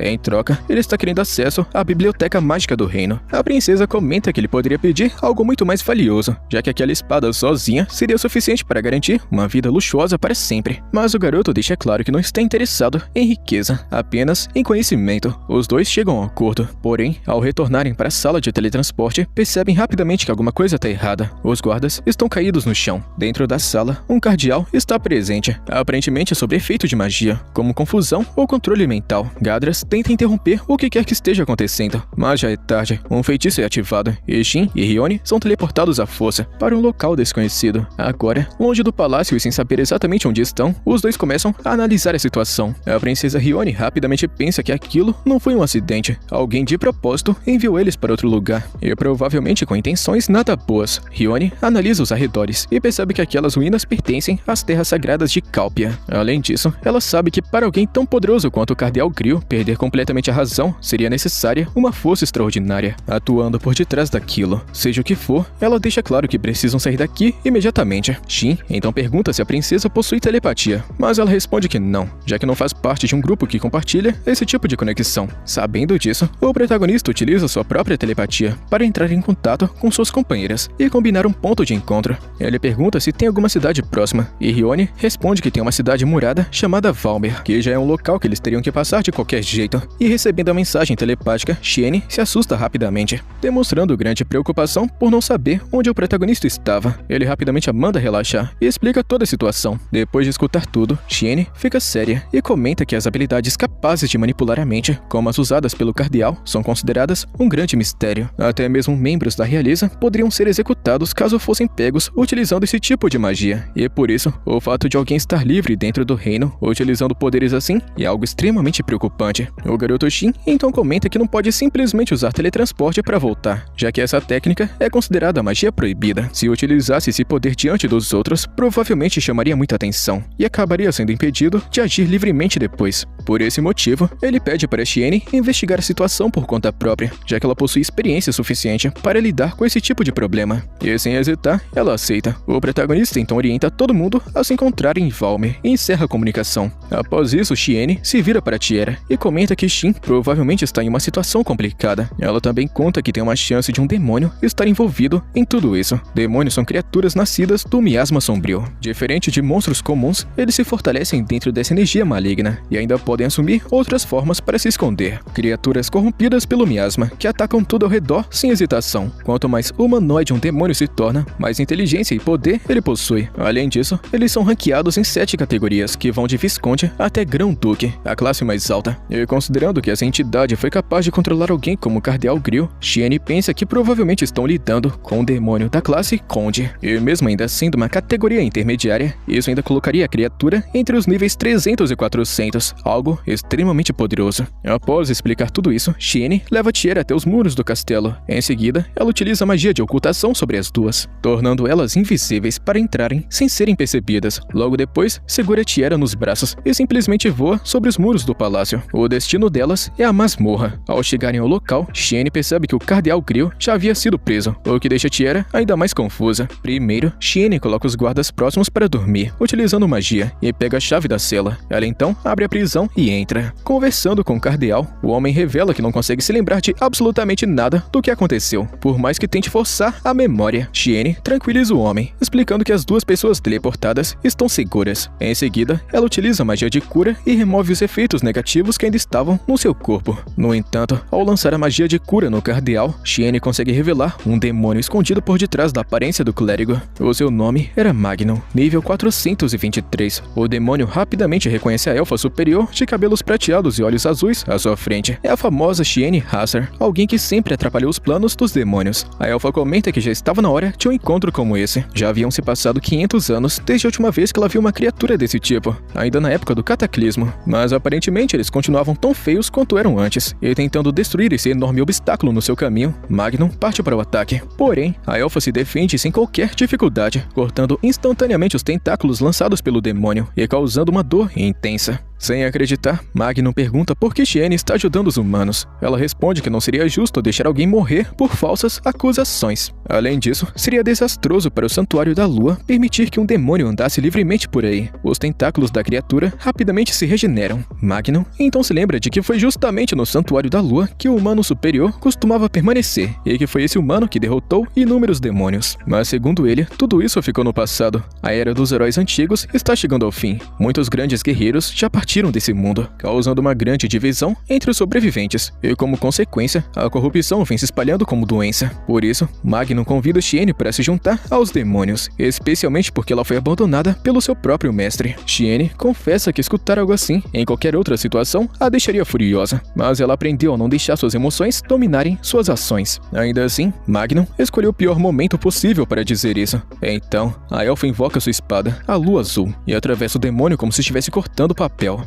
Ao verem a famosa elfa de cabelos prateados Shiene caminhando pelos corredores do castelo, os soldados ficam maravilhados diante da lenda viva que ela representa. E Tiera começa a compreender um pouquinho mais sobre toda a importância da sua mestra para todo esse reino. E logo depois, o grupo chega até o rei, com o assistente Gadras informando sobre a existência de um demônio que havia possuído o cardeal chamado Creel. Os demônios eram antigos inimigos da humanidade, mas não eram vistos há muito tempo, e muitas pessoas passaram a acreditar que eram apenas lendas. Então a notícia de seu retorno deixa todo mundo em choque. A primeira princesa do reino comenta que gostaria de utilizar a sua magia caso precisasse enfrentá-los, mas não demonstra muita confiança. Por outro lado, nem todas as notícias são ruins. Shiene revela que Shin e a segunda princesa estão a salvo. O cardeal Creel pede desculpas pelo incidente envolvendo o demônio, mas o rei o perdoa de qualquer culpa, lembrando que ele estava sob influência de magia mental e que continua sendo um importante membro da igreja. A elfa Shiene também lembra a importância de manter tudo em segredo sobre essas informações sobre o retorno dos demônios, para evitar que o pânico se espalhe pelo reino. Após isso, ela se despede para continuar sua jornada, e do lado de fora, Tiera pergunta qual que vai ser o próximo destino, e a sua mestra responde que vão se encontrar com o protagonista. Tiera fica confusa e pergunta como é que vão viajar, já que não estão mais com a carruagem. Shiene simplesmente responde que vão a pé. A resposta deixa Tiera ainda mais confusa, e pouco depois, os habitantes da cidade observam uma gigantesca nuvem de poeira atravessando a cidade em uma velocidade absurda. Tiera, completamente aterrorizada, tenta se equilibrar enquanto era carregada em alta velocidade pelo lobão, mas Shiene a incentiva a aguentar firme para chegarem até o protagonista. Enquanto isso, preso naquele lugar desconhecido, o protagonista pergunta para Rione se ela sabe alguma coisa sobre a Terra Sagrada. A princesa conta que terras sagradas são cidades que caíram durante o período conhecido como Grande Declínio. Lugares como esses costumam ser infestados de monstros perigosos, e normalmente são necessários vários escolhidos para derrotá-los. E para enfrentar inimigos desse nível, a princesa Rione ficou aliviada por ter sido teleportada junto com a espada caveira, já que isso aumentaria bastante as suas chances. E falando nisso, ela se preocupa se o garoto Shin conseguirá ficar bem, mas ele a tranquiliza, afirmando que não vai ter problemas, embora esteja em uma situação meio complicada. Afinal de contas, se descobrirem quão poderoso ele realmente é, provavelmente tentariam pressioná-lo a servir ao reino. Ainda assim, comenta que sair daqui vai ser quase impossível, sem utilizar boa parte da sua própria força. A Terra Sagrada possui portões nos 4 pontos cardeais, e segundo os registros do reino, quando exploraram o local no passado, entraram pelo portão sul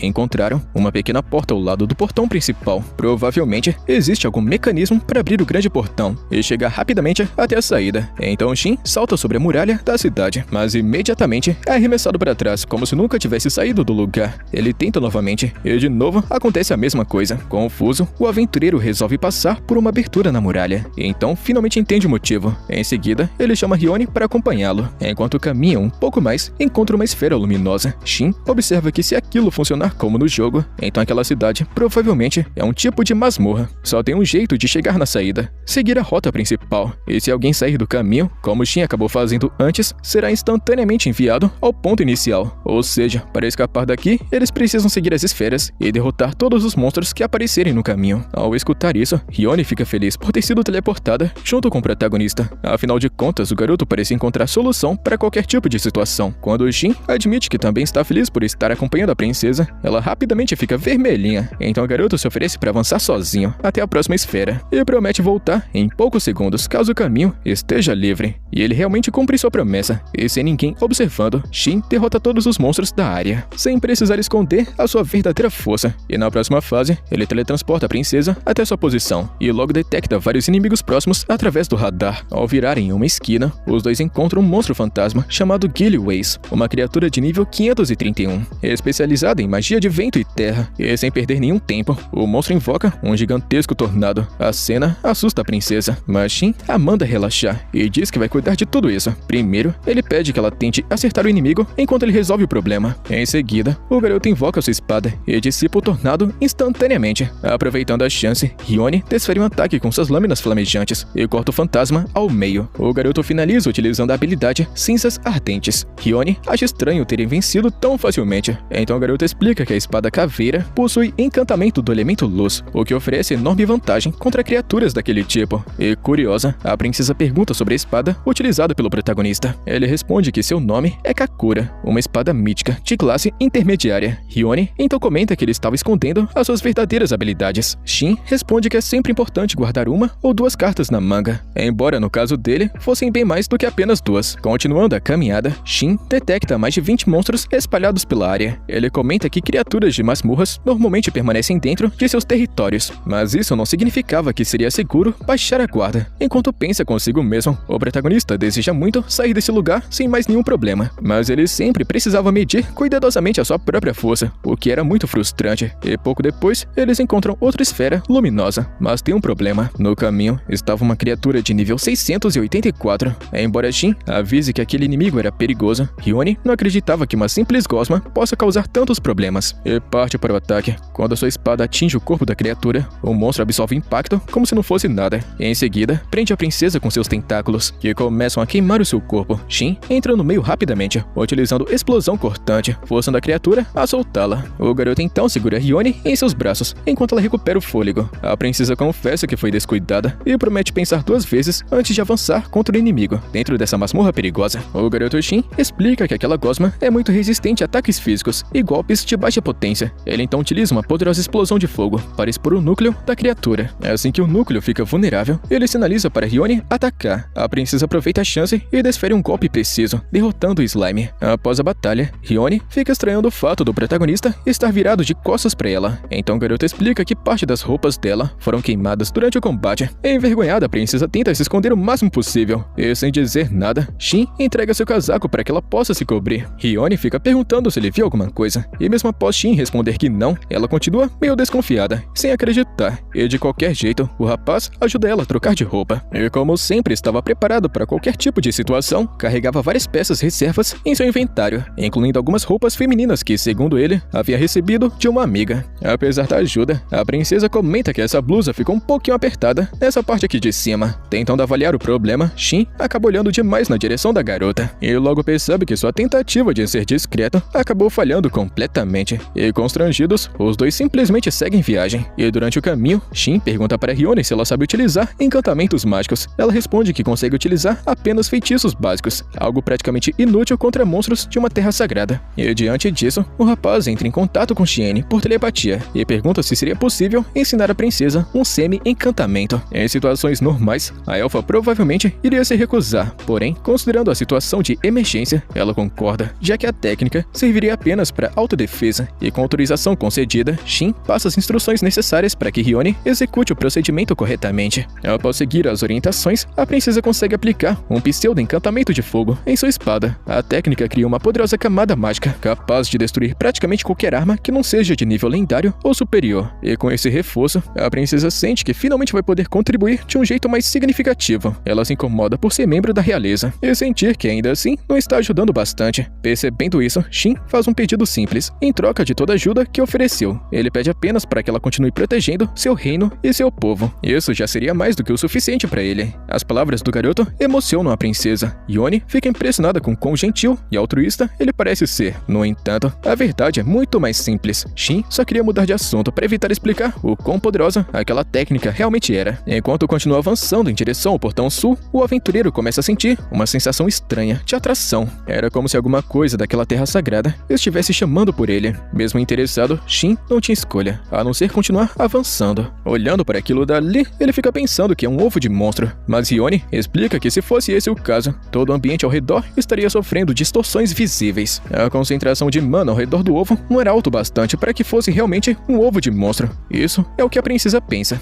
Ela confessa nunca ter visto uma coisa tão estranha, embora realmente se parecesse com um ovo. E de repente, a casca começa a rachar, e de dentro dela acaba surgindo um gigantesco grifo de gelo. Ao reconhecer a criatura, Shin rapidamente agarra Hiyone nos braços e recua para escapar da tempestade congelante lançada pela besta, que destrói tudo em seu caminho. Encontrando um lugar seguro, o garoto Shin elabora uma estratégia para derrotar o grifo. Ele serviria de isca, enquanto Hiyone atacaria pelas costas. E com o plano em ação, o garoto fica diante da criatura e provoca chamando ela de picolé de frango. Irritado, o grifo passa a focar toda sua atenção no garoto, dando à segunda princesa do reino a chance perfeita. Aproveitando a oportunidade, Shin consegue ferir a criatura, fazendo ela rugir de dor. Essa era a chance que Hiyone precisava para atacar por trás, com seus golpes devastadores. Embora a estratégia funcione, o grifo acerta a princesa com uma poderosa pancada de asa, obrigando o protagonista a continuar na ofensiva. Dessa vez, ele anula o gelo do inimigo, com uma explosão de chamas. O golpe é tão poderoso que os dois acreditam ter vencido, mas a criatura se regenera completamente logo em seguida. Diante disso, a dupla continua desviando dos ataques, enquanto tentam encontrar um jeito definitivo de derrotar a besta gigante. Após pensar um pouco, Shin pede que Hiyone procure o mecanismo que abre o portão, enquanto ele mantém o monstro ocupado sozinho. E pela capacidade anormal de regeneração do grifo, o garoto suspeita que ele tenha sido criado por meio de uma invocação de magia. E se essa teoria estiver correta, deve ter alguma pessoa alimentando o grifo e permitindo a sua regeneração. E talvez essa fonte de energia também esteja ligada ao mecanismo do portão, tornando ainda mais importante encontrá-la. Explicando rapidamente seu plano, Shin volta para o combate. No entanto, ele se arrepende um pouquinho de ter enviado Hiyone embora, não porque ela não seja capaz, mas porque sozinho ele pode lutar sem precisar se conter.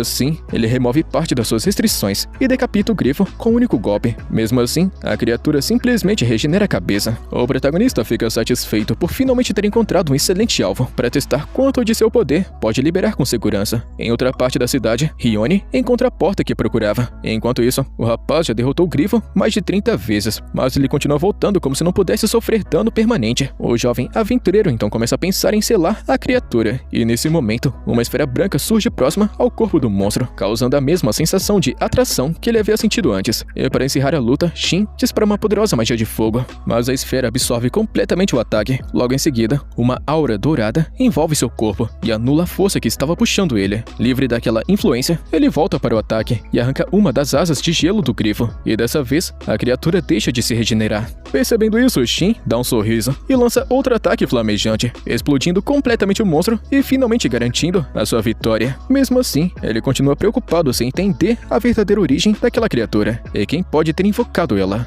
Pouco depois, Hiyone volta e os dois seguem viagem até alcançarem a saída da masmorra. Finalmente livres da Terra Sagrada, o próximo objetivo é reencontrar o restante do grupo, que está no reino, ao leste das montanhas. Logo depois, o protagonista informa telepaticamente para Tiene que conseguiu escapar da Terra Sagrada. Ao receber a notícia, a elfa reúne seus companheiros para partirem imediatamente, dessa vez em uma velocidade ainda maior, algo que não deixa Tiera nem um pouquinho animada. Enquanto isso, durante o acampamento noturno, a princesa e o protagonista descansam próximos à estrada. O garoto pede que a princesa durma tranquilamente, pois ficará responsável pela primeira vigília. Enquanto prepara um chazinho, Hiyone volta a insistir que o reino realmente precisa de alguém como ele. Apesar de toda a insistência da segunda princesa, o garoto Shin permanece firme na sua decisão de não fazer parte das forças do reino. Admirando a naturalidade que o rapaz conversa com ela, Hiyone admite que gosta muito da companhia de pessoas sinceras. Como princesa, ela está acostumada a ser cercada por bajuladores, que apenas concordam com tudo que ela fica dizendo. Além disso, a sua própria família não é mais tão próxima quanto costumava ser, o que faz ela sentir falta de relações mais verdadeiras. Dito isso, ela se aproxima de Shin e se aconchega ao seu lado. A princesa comenta que alguém do castelo certamente iria ficar chocado ao vê-la daquela forma, mas como Hiyone falou que não tem ninguém por perto para observá-los, Shin acaba aceitando a situação sem reclamar. Ela então comenta que o protagonista é quente e confortável. E confuso, o rapaz pensa que ela tá falando da temperatura corporal dele, mas a princesa rapidamente fala que não era isso que ela estava querendo dizer. E é com isso, rapaziada, que a gente chega no final. Se não quer perder os próximos animes, já sabe, né? Deixa a inscrição e o likezão. Tamo junto, mano. Até a próxima.